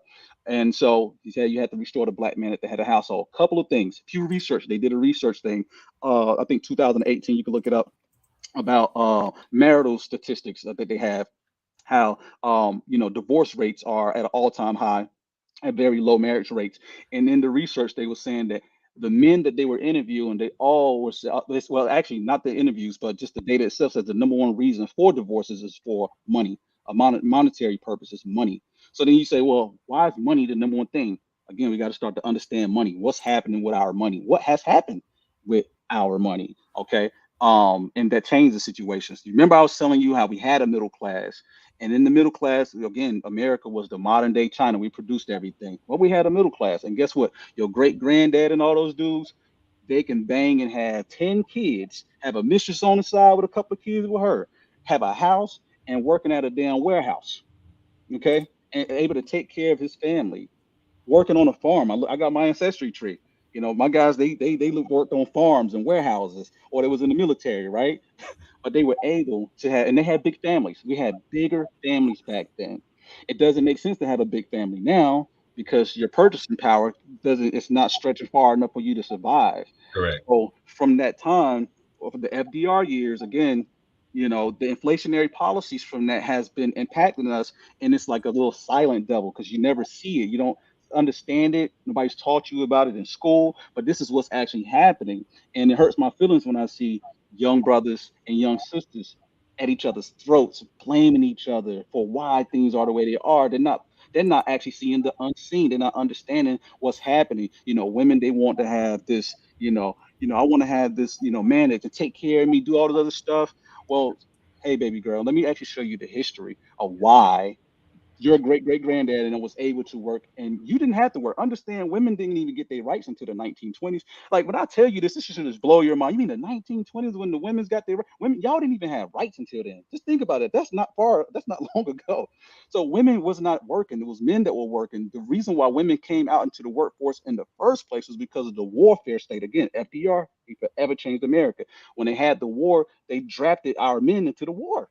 So the wartime production goods that needed to be produced, women were forced to come out into the workforce. Women didn't go to work because they wanted to; they were forced to go to work. Right? They was happy with the man just going to work and he take care and they do the child rearing, they take care of the house and stuff like that. That's the way families used to work. But then after all this inflation, taxes and stuff like that, you gotta understand we didn't get the taxes didn't exist until the government didn't get tax payer dollars until we got the Federal Reserve in 1913. Before then, the government used to get its money from tariffs. Okay, so people are so programmed, they go, "Oh, you got to pay your taxes." No, no, we actually had a society that we didn't have to pay no taxes for, hundreds of years. Okay, so all of this stuff is recent developments, but that's changed the trajectory and is, destroyed our purchasing power. Like I said, people don't want money. You want what money can buy. How much can your money buy? Well, guess what? Back then, the money went further, so people can buy more with their money. Like I say, we had big families. Why? A guy wouldn't mind having 10 kids with his wife because he could take care of it. His money went far enough. He could buy enough food. So you say, oh, he made $2 an hour. Well, his $2 went a lot further than your $20 today. Right? So your $20, you can't even survive on your own. It takes two to survive today. I don't know how young people even survive, right? You got to have some kind of assistance from your family or something like that because it's too expensive. Your purchase power don't go far enough. And so those are some of the causal relationships. I'm talking about causing. Like I say, houses. You had 5-year mortgages, right? Banks wouldn't even lend longer than that. It didn't make sense. The government, FDR, created these mortgage agencies and created Fannie Mae and all these phantom entities that's in the marketplace, creating the bubbles that we see, creating the economic disturbance. Okay, school tuition, all this stuff is so much more expensive it is today than back then. To buy a house, to buy a car back then was a lot, Easier. easier. It was a Yeah. lot easier. But now it's much harder. And because of these things, these economic phenomena that plays in society, the man doesn't make as much money. I told you how America, because of inflation, the cheated, we figured out a way to keep people spending money. Because if you don't have enough, you're gonna stop. How can we keep people spending money? Offshore manufacturing to China. Send it back over, it's cheaper. So people will continue to spend money. One person's spending is another person's income. When you spend, that's someone who's making money. So that's the way the Keynesians see this whole system. And so when we did that, we offshored the middle class, those jobs that pay the wages, that pay the salaries and stuff for the men to take care of their families. So all those jobs are gone. America's a service economy now. We don't make none, right? We're a service economy. So with those production jobs leaving, guess what happened to your men? Well, they're not in the economic dominant position. Now you have service jobs. And again, I don't know if women like serving. I just know that they're better at serving than men are. Okay. I'm not saying you like it, but when it comes to servicing, when you call and talk to somebody, would you rather talk to a dude or you rather talk to a woman? Right? Mm. You rather talk to a woman. They're sweet, they're just nurturing, it's just your quality, right? And men are just we're just not made to serve. Okay. We could do it to a certain extent, but not on the level of a woman. And so, and again, in the Pew Research data, look at it, I think it's 2018, they were saying how the men were saying that they're having a problem transitioning into service jobs. They got to talk on the phone. Everybody's doing customer service now, right? You're talking on the phones or you're working at some service place. That is not like in the nature of men. So men have been having a hard time transitioning, and it's been an easier role for women. And there's lots of government intervention in the system that helps women out, right? Over the men. The problem that I have with it is that the government system uplifts the woman at the detriment of the man, especially in the black family. When the welfare state Mm. came along, right, the women couldn't have the man in the household. So in order for you to get this so-called benefit, you had to get rid of your man, right? You can't be in the household. You can't get this so-called benefit. So it creates a moral hazard because, like I say, women don't even think twice about trying to save a relationship. They're more quicker to walk away from it. We're back in the day, your grandma and they had to work shit out. They had to work things out, right? You try to work things out. Now they don't work things out. They leave. Why? I got enough money. I work my little customer service job, make enough money, take care of my bills, boom, boom, boom. Plus, I'm gonna get child support from you. Plus, I'm gonna get Section 8. Plus, I'm gonna get food stamps. She's at an advantage. Meanwhile, the man is at a disadvantage. And understand, check this out. So, meanwhile, she's gonna marry somebody else anyway, right? Nobody's gonna stay single forever, right? She's gonna marry somebody else, have another husband. She's still in her ex-husband's pocket. She's still getting alimony, still getting child support, still getting all these things. He has a new family because that's what people want to do, and so he's worse off at a net negative. Meanwhile, the black woman, is at a net positive. Okay, so Mm. that's the system that Mm. keeps us doomed. So when I say that our black women are keeping our black men down, it's not like I'm saying that they're trying to. I just don't think they understand how the Correct. system works, and this is some real Jim Crow type stuff because understand this black women nowadays are more in power, right? I don't really know many broke black sisters I can't even think of offhand. Every black sister I know, they're going to college, getting their education. Most of them make more money than they man. This is the reality that I'm literally observing. Okay, not even looking at numbers. I just know for a fact they're much better off than their men are. Society doesn't care much about men, but women, you see a homeless woman, you're more than likely to give her some money over a homeless man. You're like, hey, That's when you right. get that, go get a job. A woman, I see homeless women with kids, it makes me literally cry. I can't even look at it, right? And so women are at advantage over the man. The man is at a disadvantage. And guess what this does? Economically, it places the black race at a non-competitive position.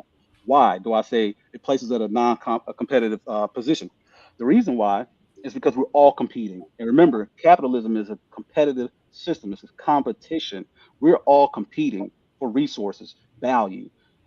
When you destroy the man's value, you're giving it to the woman. She's just going to consume it. Most of them just consuming. They're not building businesses and things like that. They are serving. They're working for a white man or some man who's giving them a high salary.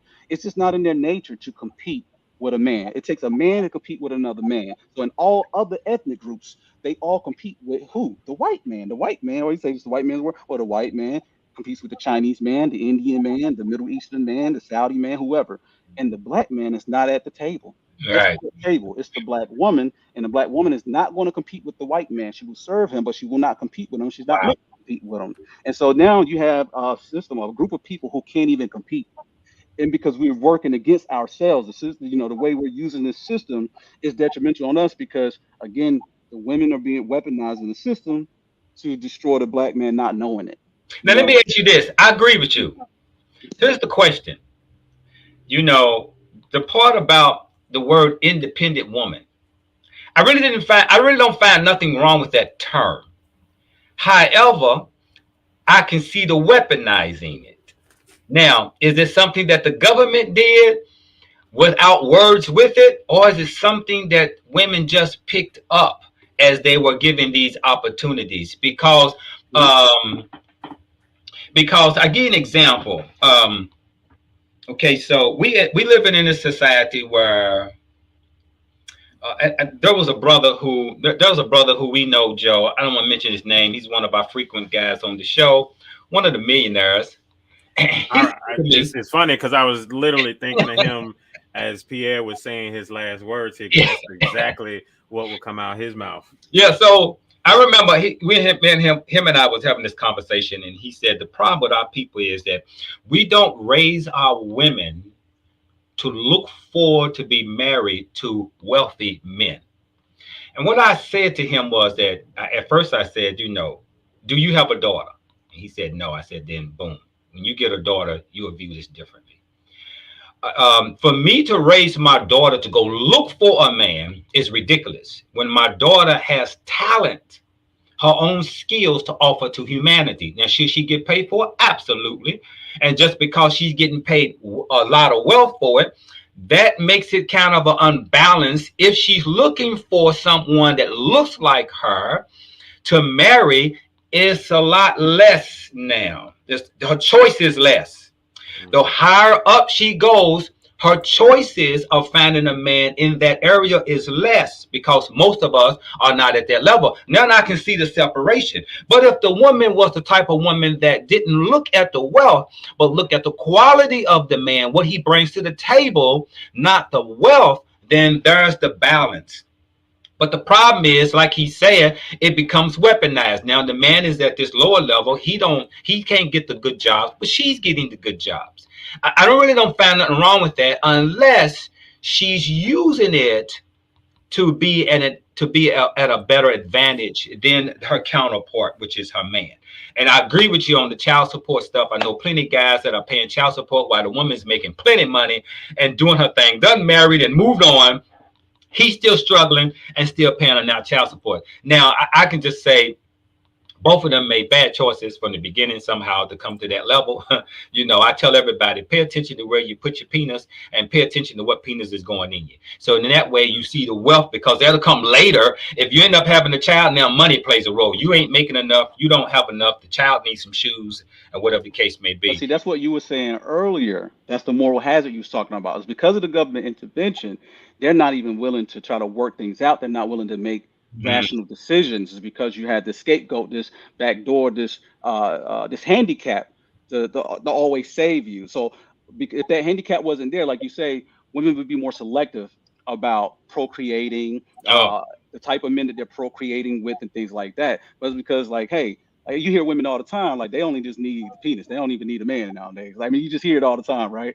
Because, they're at an advantage. And whoever I saw in the comments, I know she said she was offended by the generalizations. But we have to talk about in generalizations because we're talking about a system here. We're not talking about an individual person. So please don't take what we're saying as an offensive to you as an individual. We don't know your individual situation. We're just looking at the overall system. The majority. The aggregate data. Exactly. I'm glad you said that. Appreciate that. And I put it in the system in the chat because I know somebody said I thought that men made more money than women. Yes, men do make more than women, but it's because the total hours that men put into work, women actually don't put in the same amount of time that men put in work. Actually, like even in my market, in my world where I work at, right, Wall Street type world, right. I mean, these guys are putting in 80 hours weeks. I work crazy hours sometimes too. So most women don't work that much because of child rearing and pregnancies. When you have a baby, you're taking months off of work, and then child rearing, so women take time off of work. So total aggregate of time and all of that stuff, yeah, men make more because we actually work more hours. And in fact, I think Thomas Sowell, I think he talks about it. I don't know if it's in this book or not, but Dr. Thomas Sowell, you need to know who Dr. Thomas Sowell is, and Walter Williams. I mean, these guys written the most about race economics ever. They're the two greatest Black economists to ever live. Okay, Walter E. Williams and Dr. Thomas Sowell. They actually go over those statistics and explain it to you, just as I did as well. But check out their work. These guys, they were walking through the streets of the projects explaining economics, and I'm upset because I never got that in my public education. I'm learning it, in my 30s as I'm discovering, like, oh, he was walking the projects and showing and explaining to us all these things, and government housing projects and stuff like that. Like, these guys are actually doing it, and they're still alive. We just lost Dr. Walter Williams, I think about 2 years ago, but Dr. Thomas Sowell, he's still with us. He's a living legend. Take a look at this guy. He's in his 90s, so we're not going to have him long. Please don't take him for granted. Please make sure you look up Dr. Thomas Sowell. Like, this guy, he's been around for a long time. He studied under Milton Friedman, who some people argue as the greatest economist. He's from the Chicago School of Economics. So, but you got to definitely check that out. So I like this comment. Instead of finding balance, we choose to complain against each other and still get nowhere. There is a huge lack of teamwork. And I equate that to within relationships these days, because it seems to be more of a competitive nature that has come about between men versus women. That seems to be what's happening now. So has capitalism in its competitive nature ruined marriages in this day and age? No, it's interventionism, as I was saying and Brother Yah was saying. It's the government intervention. The intervention causes this moral hazard. Okay, so again, having women are not even procreating now. Okay, like most women are not procreating now. You don't have big families anymore. Nobody's having 10 kids anymore, right? Why? Okay. Again, you have women that are working, not because they want to work, because you got to work. I mean, why would you work if you didn't have to work, right? You have to work. I mean, the cost of living and everything is just too high for you to not work, right? Your man is not in a position where he can actually take care of you the way that your great-great-granddad took care of your great-great-grandma. This is the reality of the situation that we're in now. Your purchasing power don't go as far, and your cost of living is going so high. And every time Joe Biden write them checks over to Ukraine, you should be like, stop it, all right? Because it's hurting us all. And so that's what they keep doing, keep spending, and it's costing us. And we don't understand it. So we're pointing the finger at each other. She's looking at him like, I don't want no broke dude. Oh, you broke this, that, and the third. And I'm paying this, that, and the third. And then like y'all at each other's throats, you blaming each other instead of actually, like you said, working together. There's a book called The Fiat Standard, Dr. Safadine Amus. It's called The Fiat Standard. This guy, he has a book called The Fiat Standard. It's really good. He's an economist. And the fiat system, you can listen to some podcasts with him if you don't care about reading. You can actually listen to it. He explains it very clearly because he's an Austrian economist like myself. We practice Austrian economics. But he was explaining how the fiat system is not just fiat money. He talks about fiat food. You're going to like that one, Brother Yah. Fiat food. Because again, the inflation situation in the 70s, they changed the whole food landscape to make the cost of food lower. All right. So he talks about that. But he also talks about the fiat family. The fiat family. And this is government intervention. In the black race, you don't have the man at the head of the household no more. You have the government. That's problematic. You won't find this nowhere in any other ethnic group around the world. That's in right. no other ethnic group around the world will you find a woman at the head of the household. You knock on a door, there will not be a woman that's going to answer that door. It's always going to be a man. Come to a black woman household in America, she's running the household. She's doing this, that, and the third. And it's not a dig on my women. Y'all going to take it. You're going to do what you have to do. But this is just letting you guys know the state of affairs as they are. Do as you will. We don't tell you what to do. Correct. This is the state of affairs as they are. You're in a position that you shouldn't be in, right? And some of that stuff is from ourselves. Our brother, we got to take responsibility and accountability for ourselves, right? Correct. We selling dope, we gang banging, we going to prison. Some of them turning gay and all this other crap, leaving women to take care of these kids by themselves at the same time. So it's accountability on both sides, right? Correct. So once we understand the whole situation, we can actually start working together and keep the government out of your business. Correct. I saw this Indian dude who was brave enough to speak on the black family. And you can't be outside the black family and say nothing about blacks. So they can say you're racist. But it was sound and logic, right? This guy's an economist. He's talked about Asian cultures, how they don't have the government in their business, and that's why they thrive in their business. They don't want the government in their business, And he's like, the weird thing is when he came to America, what he noticed is that this weird paternal relationship with black people in the government, almost like the government is our daddy type thing. We need permission for the government to do this, that, and the third. And he was like, that's what he sees as the big difference. Yeah, he sees as the difference with their cultures. They don't have the government in their system. You want to keep the government as far out of your situation as possible. And again, it's the government ain't gonna force your baby daddy to be a good daddy. And money alone is not taking care of a child. See, again, that's why we have so many of these bad kids coming up in the school systems, giving your school teachers all kind of troubles. They don't have any kind of guidance. They don't have any kind of. You need a man in the household. It's very vital. And societies all over the world know this. That's why governments try to force marriages. They force marriage arrangements, for all these years because they know that it is needed. It is necessary. So you got to have the man at the head of the household, and that concludes Dr. Senator Moynihan's report about to fix this economic situation that black people in. You got to restore the black man to the head of his household because he's going to take care of it better than the government will. And if you choose wrong, baby, you're going to have a bad situation. But again, it's going to force women to start thinking more about their procreation. You want that guy that's so thugged out here game banging because he got some quick, fast money. Well, he going to leave you high and dry, baby. He's going to be locked up or dead here in a few. You're going to be raising these kids on your own. You're going to think twice before you start, Man. getting into those kind of arrangements. Yeah, well, tell that to Shanika, who's got 10 kids right now, just having her 11th child. Yeah, but come on now, she make the best iced tea. Let's stop playing. Hey, it's Put it in the market, sell it. Yeah. But think about this. It's interesting as we talk about this because I feel like that more of the melanated community are conservatives than they actually realize. Because when we start talking capitalism, conservatism, it's all these are things that are embedded within our culture. As much as our culture in this day and age may encompass the government in our business as it pertains to welfare and things of that nature.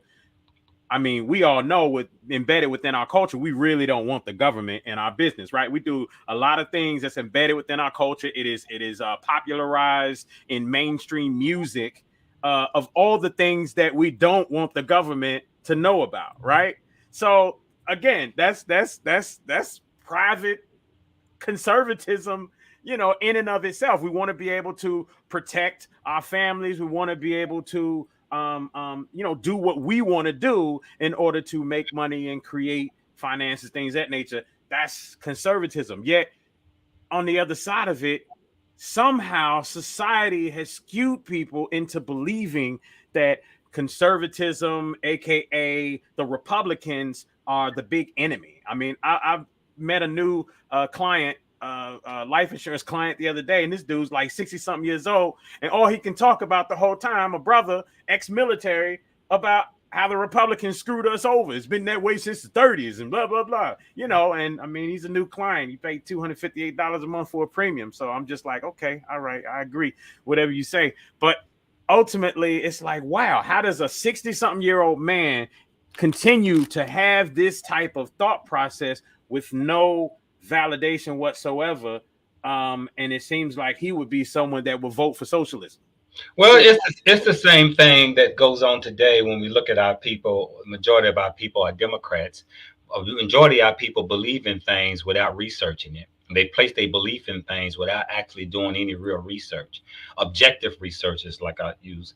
And so it's easy for us to accept emotionally my father's father. Well, back in the 60s, we were Democrats and this is a Democrat. And so we follow that. We don't look at what are they bringing to my table, not the us. And I like that collective talk. And I wanted to speak on that a little bit also about the collective talk. But at the same time, what we saw lately was stimulus checks come out. Right. And you saw these stimulus checks come out and people were just getting these checks. Now it's hard to get people back to work. So it's somehow the government is trying to look to keep people in this country. What I want to say, I want to use the word mediocre, just don't really strive for the best. And it seems that if you feed the people and they stay low, then you will always have a working class that'll work for you for a very small amount of wage, right?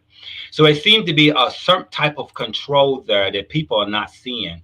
It doesn't have to be worded that way, but that's what it seems like. Like when we talk about the stimulus seemed to me was something that was a setup. And you end up paying for it out of your taxes later. A lot of people didn't notice. People just spent up their stimulus like it was another check coming instead of investing that money. And so we're walking around with this.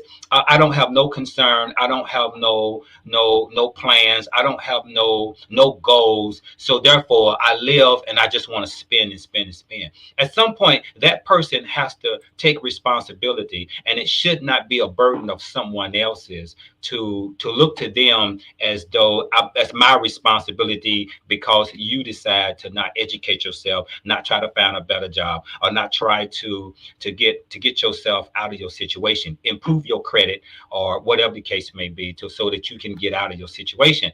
And I think that becomes the issue that most people fall into. We watch too much television. We believe in everything we're seeing on social media, and we've fallen for that trap, and we're really not advancing as a people, as a whole. Now, there are us individuals who are go-getters, who are making things happen, because here's the thing. I don't see a lot. I see more of success amongst our people than I do failure. Not that it ain't a lot of failure out there. It's that my vision happens to be connected to those who are more successful, looking like us. And that's kind of what I end up gravitating to it, and being around people who are educated. Me and Joe, we and I talked about it when we kind of first started this show during the pandemic, of our attraction to people we were bringing on the show, and the things that we were talking to, the people that we were vibing with, were people who were making money. And Mm-hmm. those on the opposite side, we didn't even see that, because doesn't mean, that's like, for me, racism. For me, racism doesn't exist. Mental illness exists, in my view. Now, that doesn't mean that someone else wasn't denied something because of the color of their skin. I don't call it racism. I call it mental illness. But for me, myself, I have not been denied anything because of the color of my skin. I've not been denied no opportunity. And I think it's based on where you look at it. When we were going through the pandemic, and I didn't want to wear a mask because I believed in my own system building up antibodies to fight off anything. And that's how the body grows. When it grows, it has to go against something in order for it to get better. It's like working out. You're going against gravity to work out, right? Your muscles get bigger. The body works the same way. If the body doesn't have nothing to fight, the immune system just won't do any more work, and it'll stand still and it won't elevate. Well, here I was saying I didn't want to wear a mask, and I didn't want to be forced to wear a mask. And right in the middle of that, maybe I started seeing a lot of people who weren't wearing masks. So I go to Whole Foods in Louisville, or I may go to Kroger's, and I was seeing a lot of people, mostly white, weren't wearing a mask, and we were like almost like recognizing each other, like, It wasn't. It wasn't the Kroger's on. It wasn't the Kroger's on 28th Street. Oh no. but you actually begin to see in your space what you think. If you think of fear, that's what you will see is fear. You see most of it fear. And I think it's attached to what people are watching on TV and what we believe. Like, I don't see the problem with women who have money, or problem with women who are independent. Independent from what? When I see word independent, I don't see independent from a man. I see she's independent from working for someone. Like, I'm independent from working from someone. I ain't independent from my woman. And I think that's a different concept. Nothing's wrong with a woman that can make money. There's something wrong with the woman that makes money, that looks at you less because you make less than her. That's the problem. So, I think it was Sister Vicky, and then she was saying something about in the chat that I saw come up, that basically you have to restore the black man at the head of the household because he can care for it better than the government. I'll give you a quick testimony here just from myself. I have a child that I had got custody of, but in the midst of trying to get custody of the child, I had to fight a case against the government. The government told me they can take care of my child better than I can. Now, mind you, the child's mother, she lost custody of her. I tried to get custody, but I had to fight a case against the mom and the government. 2 cases. Took me 2 years to get through it. Now, under the government watch, my child was harmed. Okay. Under my watch and my care, my child has graduated straight A's in college and everything. But the government told me that they can raise my child better than I can. This is a problem. This is why you can't have government intervention. See, that government in our life, in our families, we got to get government out of our families and stop seeing it as a benefit. It is detrimental. I grew up in a group home myself. I grew up in foster care as well. And I can tell you, you don't want to be in the government system, So I just want to speak on that because I know she mentioned that. But yeah, we got to get the government out. Okay. We can take care of our families, like she said, better than the government can. Now she mentioned that because you mentioned that. That was Pierre quotable right there.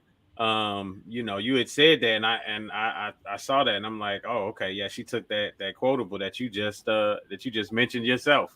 And I think that's dope. And even with looking at some of this, there's a certain part of this when we start talking about being able to come together as a melanated community. Pulling the man from the head is something that has been a strategic tactic to shut down the power base here in the U.S. for the melanated community. The power base is the family, that nuclear family structure that is now missing. I wonder, is there a way back?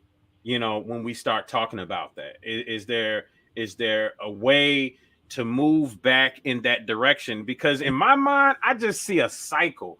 Because we could sit here and say, okay, let's debilitate welfare and go back to, what was that, Bush or somebody that had it at 2 years. Somebody had it at there was a time where it was a 2-year cap and you had to be off, or maybe that was just something that was introduced, but I remember hearing talked about. Yeah, it was talked about. Okay. So, being able to get to something like that. But then at the same time, you look at music. I think music, or maybe I'll call it mugus, but music in our culture has been one of the biggest, greatest debilitating things that continues. Because you can have an intelligent conversation with someone about how damaging music is, and they will be right there listening to the worst of the worst next go round. I'm telling you, I've seen it happen. Mm-hmm. And it's amazing because you have that conversation. It's like, okay, your next step should be, let's, when that song comes on, I'm getting rid of that. I'm not playing that.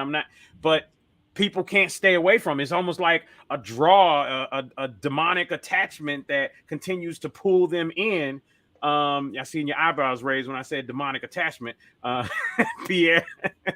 But, so it's a cycle. It's the music. But then what feeds the music? The music, the culture feeds the music. So it's like life being art being life.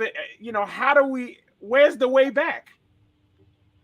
Yeah, well, go ahead, brother. Well, I think, and that piece you're mentioning is the magic wand. The magic wand is the television, the music that is playing on the frequency. Like you and I, we did a thing about frequency. There are certain frequencies that lower your heartbeat. There are certain frequencies that are negative in songs. I like John, when you say television, you usually say television programming.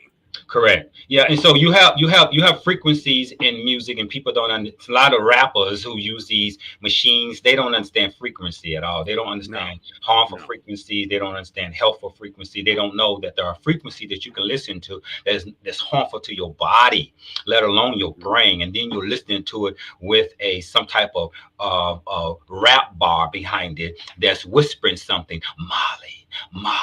Molly, and then next thing you know, your child's running around here hooked on Molly. I think at some point doing TikTok videos about Molly, and it's something I always say. There's basically three things that for us as a people, melanated people, if we don't remove these three things from our mindset, there's really no hope. And number one is religion. And number one is we have to remove that concept, that Eurocentric concept, away from us. Number two, our Eurocentric diet. And we must remove his programming in order for us to redeem ourselves. We're not going to redeem ourselves if we don't remove these certain elements that's got us stuck here, right? And so I think that piece is the piece that's got us in this condition. I don't see any change until people start turning off that television, because right now this is the main control over us, of our behavior. If you let's just look at how men today is different than the men when I grew up, and what changed them. What changed the behavior today of masculinity being attacked everywhere, right? And so here we got a movie called Woman King. Yeah, So that's another small subliminal message that's shot at you, right? And inside the movie, of course, definitely I ain't going to see it, right? But definitely they'll dangle slavery and movies in our face. They'll dangle it. And inside the movies, and just like the Black Panther, there are certain things in there that people didn't see that are subliminal messages that people did not pay attention to, right? Like, I give you an example. It's very interesting, a concept. that was in the movie The Black Panther. And I know some of y'all probably seen The Black Panther. Again, I didn't. I'm only going by a scene that was showed where an individual who was the star of the movie made a bunch of money, a bunch of chips on the table. And he got distracted and he was being turned away. And in the scene, and let me tell you something about movies, and I know you know this, Pierre. Everything is about subliminal messages inside songs and in movies. This is why you see images behind you inside of a movie. Those are subliminal messages. So here in the scene, the white man takes all the money, the black man leaves all the money. And this same white man who was in the scene is the one who owns Marble Theaters or the movie thing, right? What was that saying? I remember asking somebody, what do you think you saw there? What you saw was the same thing as a subliminal message. We gonna give you pennies because you ain't paying attention to money while we take all the money. And that's why it made billions of dollars, but it made billions of dollars off black people's backs of wanting to go see it because while we was into it, and even the players in it only made pennies compared to how much it made. Well, we are duped into this really easy, and just by the big screen and the big people who are playing the movies, we follow them, we believe in them, right? And we accept whatever message comes to us. And this is where you got today's society, men's pants wearing down. You take a rapper who's famous and let him wear his pants down. Everybody who loves him will be wearing their pants down. This is why you can take a certain celebrity and put a product in their face or put a product in their hand. People will go buy the product, not even knowing whether the product works or not. It's just because that celebrity, right? This is where we are in society. And if you can't turn those three things around, people, we are just doomed. We are I think doomed. that We are at the hands of the controller who's controlling the puppets or the strings. yeah. Puppet master. I agree with most of what you said except for Yeah, the except for that religion one. part. Except for the religion part. And I'll I tell mean, you why. but here, even when Yeah. he says religion, just think about it. You're talking about the formalities behind you and your the man-made formalities behind you and your connection to the creator. So when you start talking religion, then I think there's, like my dad's fire and brimstone preacher growing up in the Christian church, and as an evangelist I've seen him get kicked out of churches before because he preached the Holy Trinity different. With that in mind, as he got older, he started learning and understanding more about spirituality and his actual connection with the Father, and learned that the man-made religion has so many falsehoods in it, as to why in this day and age, if he goes to church, it's him taking his sax to play with the band. Preacher gets up to preach and he's pretty much out because his spiritual understanding has heightened him to a greater overall understanding of his connection to the Father. So, I think that we could agree that getting rid of some of these man-made formalities within the whole spiritual society, religion, so to speak, is definitely something that needs to be done. Yeah, well, like I was saying is that I agree with most of what he said except for the religion part. And the reason why I say that is because I mean, for one, you can observe it, but for two, is that not in any particular religion, right? There's lots of religions that's out there. I'm a Christian myself. I don't know what you guys believe in, but it's irrelevant because everybody's going to believe in what they want to believe in. There are great values that comes from religion that actually adds to people's ambition and goals in life, and all things of profit that people are looking for. In most religions, you got like this afterlife belief thing, right? It don't matter if it's Hinduism or Confucianism or whatever the case may be. The values that they actually get from religion, the behavior of those people, the behavior of the doctrines in the religions are actually positive. I mean, except for I don't know about Satanism or nothing crazy, but I'm just saying for most of the major religions, people who have those, that's where they get their moral compass from. If you don't actually have a sense of your moral compass, and that can actually be chaotic, right? A lot of the kids you see doing all the destructive things, they don't have any kind of religious foundation. Their religion is YouTube videos or rap music and stuff like that.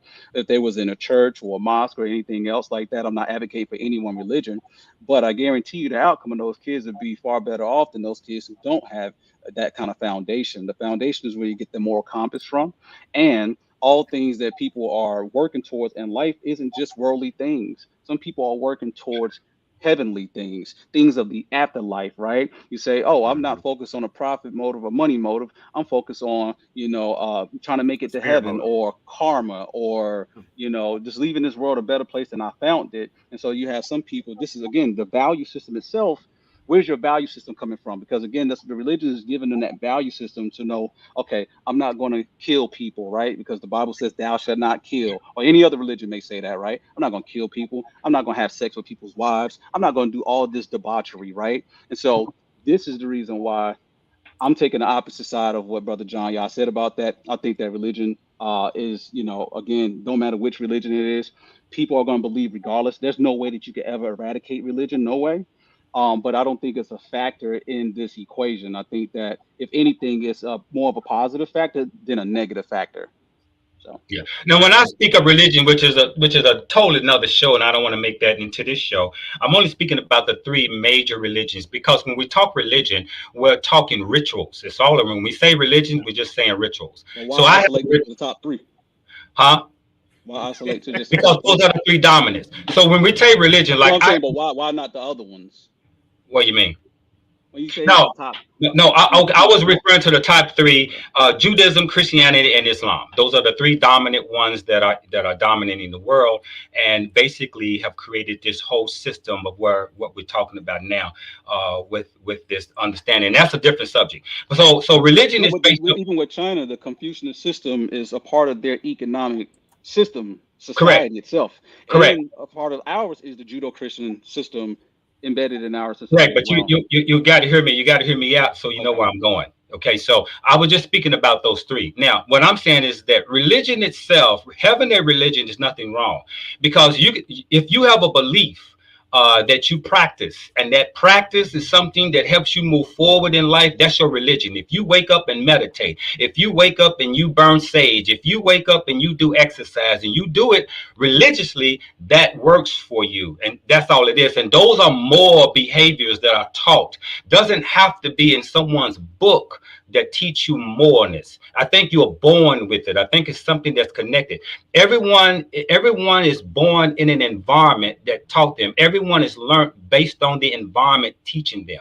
If you have a righteous environment, that child will learn righteous things from the parents and who raised them. It has nothing to do with religion itself. And religion can be there, but the child is seeing how mama treats daddy, how daddy treats mama, and how things move is where a child's But where born do in the they get world. that idea of No, righteousness no. What I'm from? saying is that when we're I'm talking about asking. the moral Yes. compass don't come from religion. Moral compass come from an environment. It doesn't have to be a part of any religion or of the three religions that has to be a part of it in order for people to have values for themselves, care for other people, not wanting to kill and have sex with married women. You can have that, and it doesn't have to come from religion piece. That's all I'm saying. What But I'm most of saying it is, comes from that most of right. the time, though. What I'm Right? referring to in this country, dealing with what's keeping black people, our people, under a certain condition, is the worship of a religion that was given to them by the very ones who oppressed them. That issue right there. And this is why we in this Democrat type of situation that we believe without questioning. We have more churches in the hood than anything else. No progress for the people. We have more liquor stores right around the corner from these churches. Again, no progress from the people. We have more dope dealers in the neighborhood. No progress for the people. And so we have this certain thing. And instead of understanding that nothing's coming to save me. See, if you believe something is coming to save you, that can give some people, might not you, but some people may relax on that and not move forward. But if you realize it's you that's saving you, when you realize that every accountability is on you, if I can manifest a thought in my brain and bring it into this dimension, in this world, that right there alone speaks volume than for me to be told that there's a God for me to wait on. There's two things I say about that. And I just had this conversation the other day. If you are a person who waits for God or something, an entity outside of you to help you, it is like this. If two people, one person use an alarm clock to wake himself up, another person, his mama, knocks on his door, wake him up. Hey, boy, it's time for you to go to work. The other one uses an alarm clock to wake himself up. Which one is more accountable for himself? Is the one that depends on himself to wake up and figure out a method to wake up, opposed to his mama knocking on his door saying, hey, boy, waiting on him, right? And so when we look at life from a standpoint, is nothing coming to save me. Once you view that life point, that is me, I'm the savior of me. Once you look at that, then you start looking at your value of yourself, and this is the way you raise your value. Other than that, if I believe something is coming to save me, I'm not going to do much to change any condition that I'm in right now. Why? Because I'm waiting for the Jesus to come. I'm waiting for the Messiah. I'm waiting for the Mahdi. Mahdi is the same thing in the Islamic religion. I'm waiting for the Mahdi to come and save me. And that nigga's never coming. And so people are fucking dying and ain't seeing that nigga and never produce the best of them because they sit around and wait on some fictitious motherfucker that they say is coming to save your ass, and that motherfucker ain't came yet. He ain't coming.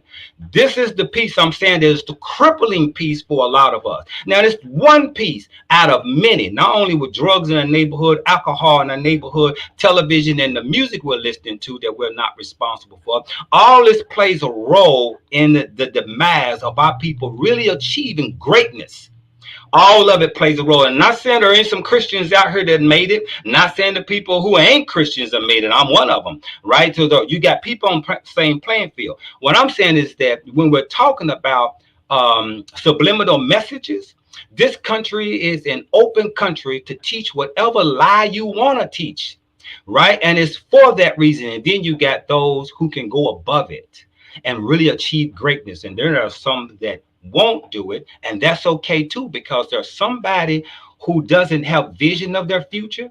Somebody will use them to accomplish their vision of the future by taking one who doesn't have a vision and use them in their work, whatever, to achieve their vision. And I think this is the society that we have now. I'm not knocking religion. That's a whole different subject. Well, you just that's one of the components. That's one of the components of our mindset. Oh man, please don't play that. I hate. No, I agree with you on the mindset thing. But again, I still disagree with you on the whole religious thing. I know. And we can have another conversation about that.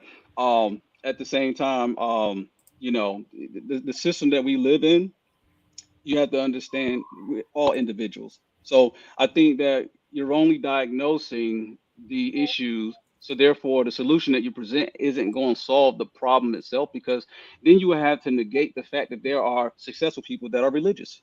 I mean, there are lots of successful people that are religious. Correct. If you can show me a body of people who are not religious, all these people, a majority of people who are that's not religious and they're so successful, then maybe we have a point. But there are people that are of different levels of success that have religious or don't have religious. I don't think it has anything to really do with that. And if anything, I think that the religion itself as a net positive versus a net negative overall. So that's my point on that. Yeah. Gotcha. That's another subject, and definitely we'll have that talk. Yeah. What else you got, Joe? So, but one of the piece back to the socialism. So we both kind of agree that somehow socialism plays a role. Yeah, in God we trust. Yeah.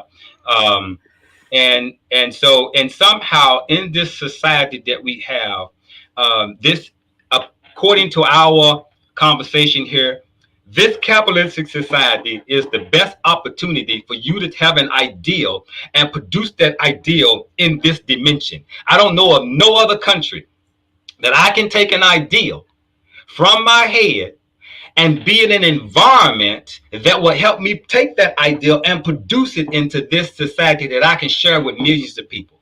That's what only in America. Only in America.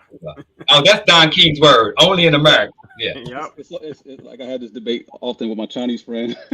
I have to remind him that there's only one dream. It's the American dream. So And I mean, everybody's trying to get over here to get it, right? Yeah.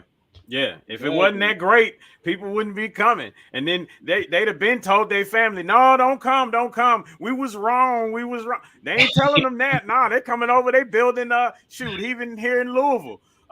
We see more different nationality cultures here. It's starting to look like Miami. I can go and get some decolle now. I can go get some Haitian dirty rice if I want to now. We didn't have that 6, 7 years ago. And, Didn't have it. and here's the piece that people need to know. This country's about money. And so everything this country is about is capitalism. And people come in here to do what? One thing, to get money. I know several foreigners who got stores and stuff now, how they started out selling items out of their car. No, they didn't get no car loan. I know quite a few Africans got their own stores. Nope, they didn't get they didn't get no government check or some type of credit. No, they worked hard, worked 2 or 3 jobs, spend less money, and still send 1/3 of their money home to take care of their family. They take one check, 1/3 of that check, and take care of their family back home for a whole month, right?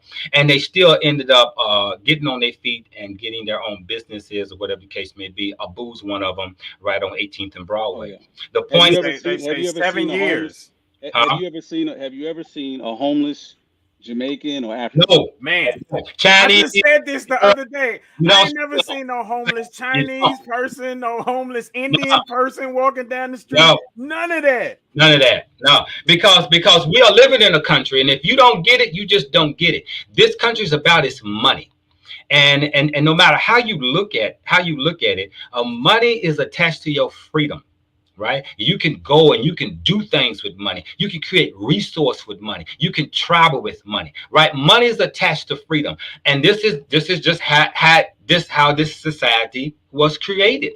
So here's what I say: just like looking at the Monopoly game, look at the playing field, study the playing field, and play it well. Learn how to get your credit up. Learn how to borrow money. Learn how to handle money and what you should do with money and not do with money, right? As opportunities open, you got the internet, you got these phones with all these computers. Instead of looking at TikTok shit, go look up some business shit and how to invest your money. One of the things we talk about a lot is what you can do with your money. And so this is the piece that this country's really about. And so maybe I love this country so much in that sense because I'm able to see my success as I'm able to accomplish my goals step by step, and there's nothing stopping me. And that's the only thing I'm trying to teach. Look, it's interesting. I think Brother Joe was asking earlier. No, you was asking earlier about people getting evicted and stuff like that. Another interesting testimony I had. My late grandfather. This is years ago. I was in town visiting, just driving through the city, and I saw my granddad just actually outside of this junkyard, and had no idea that I would see him. I was just driving by, and I had to look a couple of times, like, "Hey, that's granddad." So I turned around, and I talked to him, and he was telling me he was okay and everything. He was at the junkyard, and I just wasn't too sure what was happening. So I called, the relatives was down there. I called my aunties and all of them, and it was like, "Oh yeah, your granddad, he's good," because he told me he was good. And it was like, "Yeah, he's staying at the junkyard because that's where he wants to stay." And I was like, "Well, why is he staying?" And I called my mom and they was like, "Yo, we need to get him." It was like, "No, he don't want to be got. He actually has so much money." I was like, "How you know he got money?" "Well, his checks come in my house. He get checks all the time. He is tired of paying bills. He don't want to pay no bills. He wants to hold on to most of his money. So he prefers that arrangement in life." I'm like, "Are you serious?" I feel real bad, but you can't force somebody to be in a situation that they don't want. I used to be a paraprofessional. I had a 30-head caseload in mental health, and I had a client that was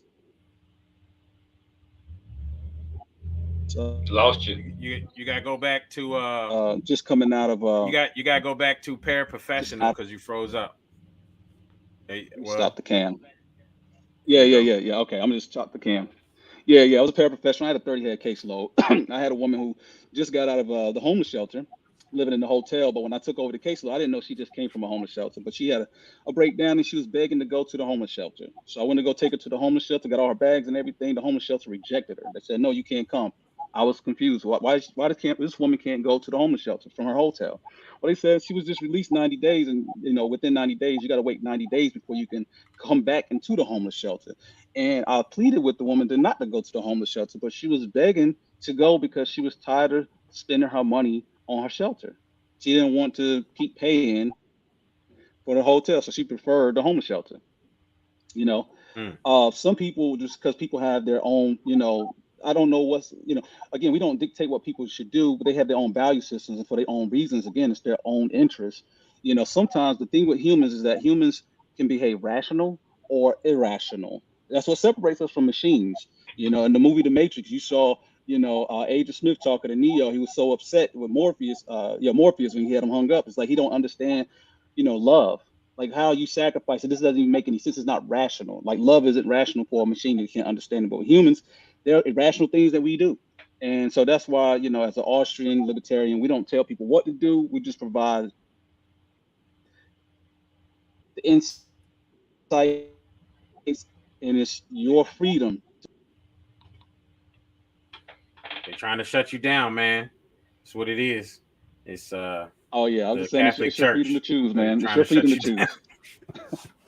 It was freezing up. I think the Catholic Church is trying to shut you down. That's what it is. But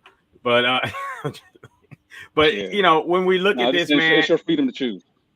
absolutely. You guys have made such amazing, valid points, and I think it was put together best here today with this show. What y'all are doing is teaching us how to play Monopoly in the real world. Thank you, Kings, and that's the reality of why we do this show is the ability to come on and have tough conversations about things that people aren't always talking about. These are the type of conversations that we should be, especially us as a people, that we should be having. I just want to say one thing here. When you really look at this, let's see, the USA has 20.2 million millionaires, and 724 billionaires. All right. Yes. In 2019, we added 2,251,000 new millionaires from 2019 to 20. And that's during the pandemic. Yeah, exactly. And in 2020, we went from 14.6 million in 21, which is up from 13.3 million in 2020. So we added another, 1.3 million millionaires in 2021.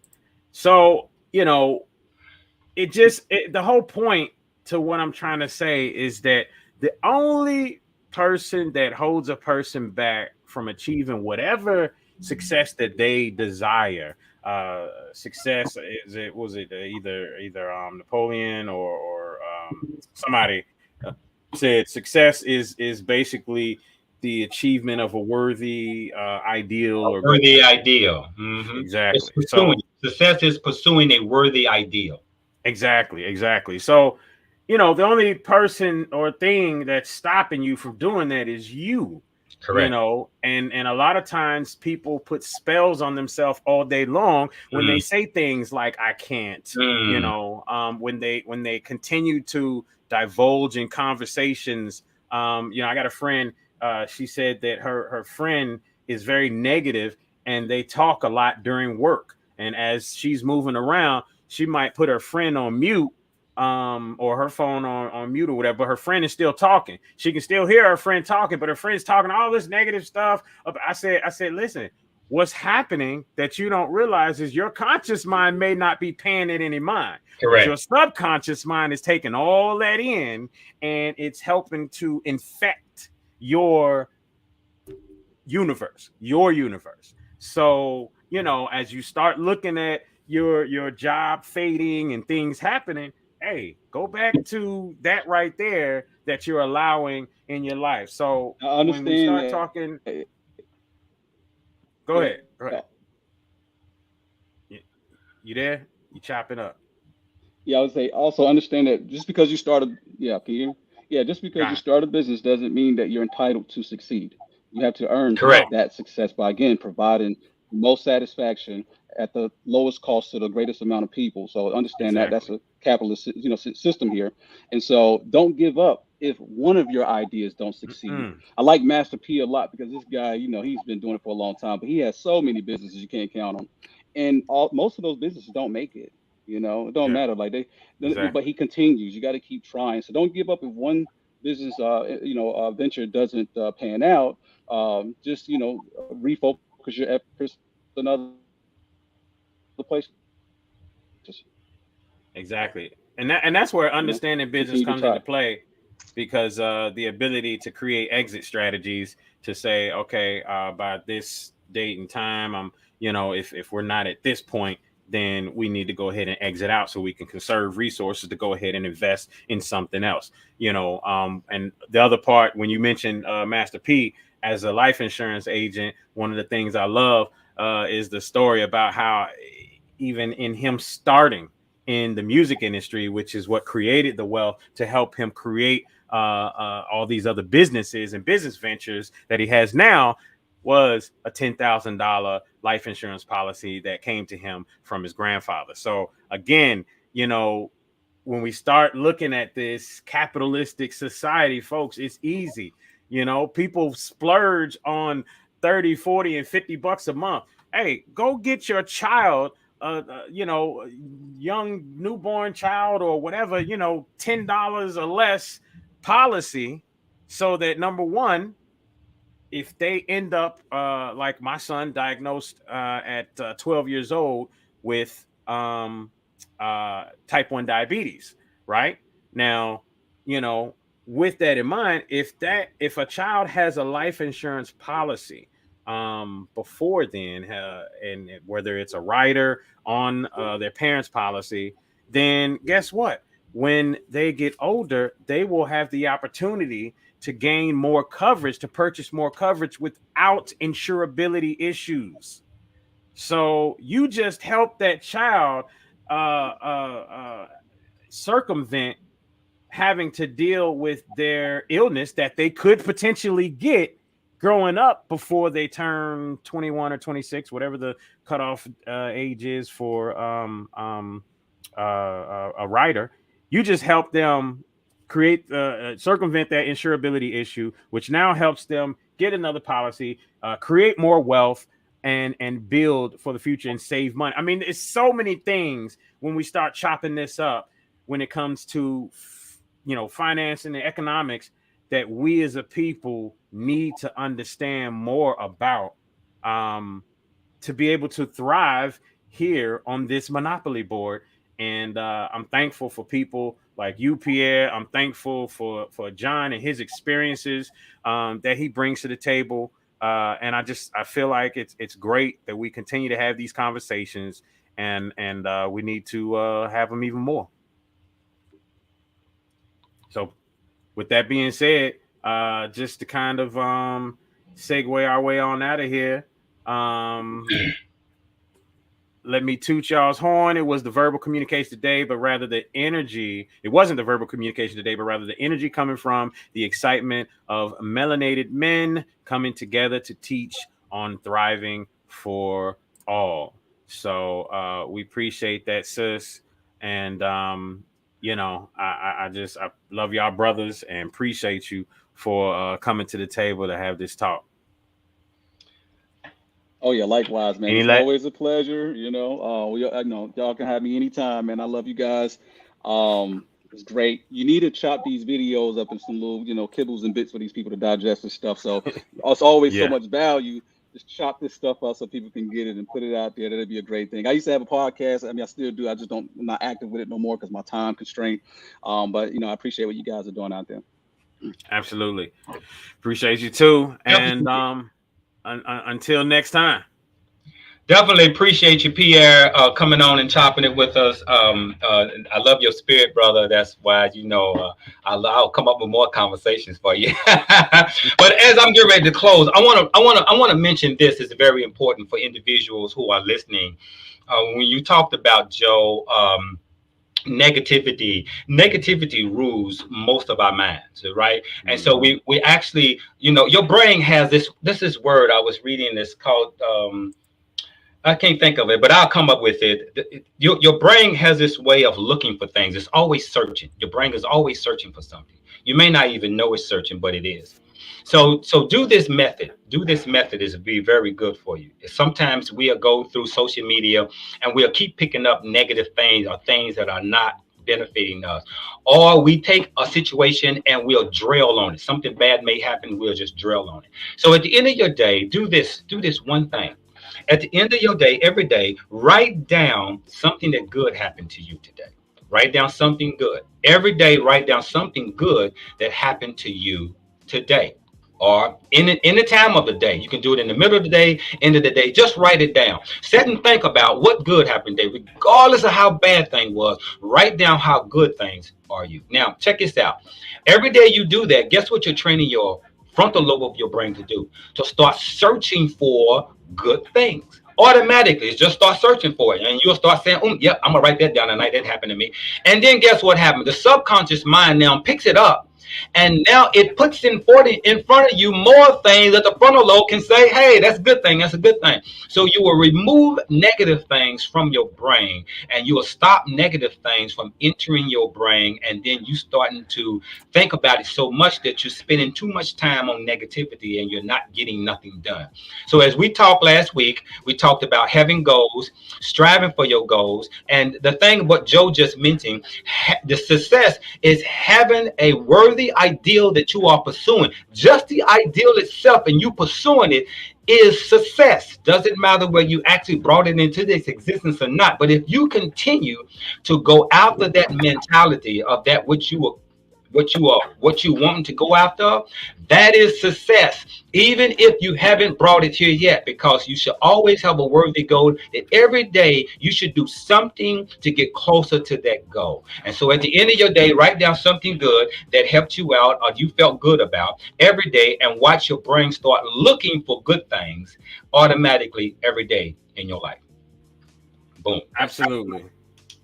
Absolutely. I want to make sure that everyone also, to our two major sponsors here on the show, that is bb2metrading.com and healthdaddywow.net. Please, look those companies up and, patronize them as they are two of our premier sponsors for this show. And as your boy says, how to think about the economy. All right, so look that book up just the same. How do you enunciate that name, the author's name? This is Dr. Per Byland. He's an economist. This book is like about 100 pages minus everything else. It's a quick, short thing about everything you need to know about economics. It just came out. So just a quick plug for Dr. Per Byland. He's really good. You can follow him on Twitter and catch all his economic insights as well. Absolutely. Absolutely. All right, folks. Well, that has been yet again another episode of the Tipping Point Morning Show. We will see you guys next week. Same place, same time. Peace, brothers. Peace, bro.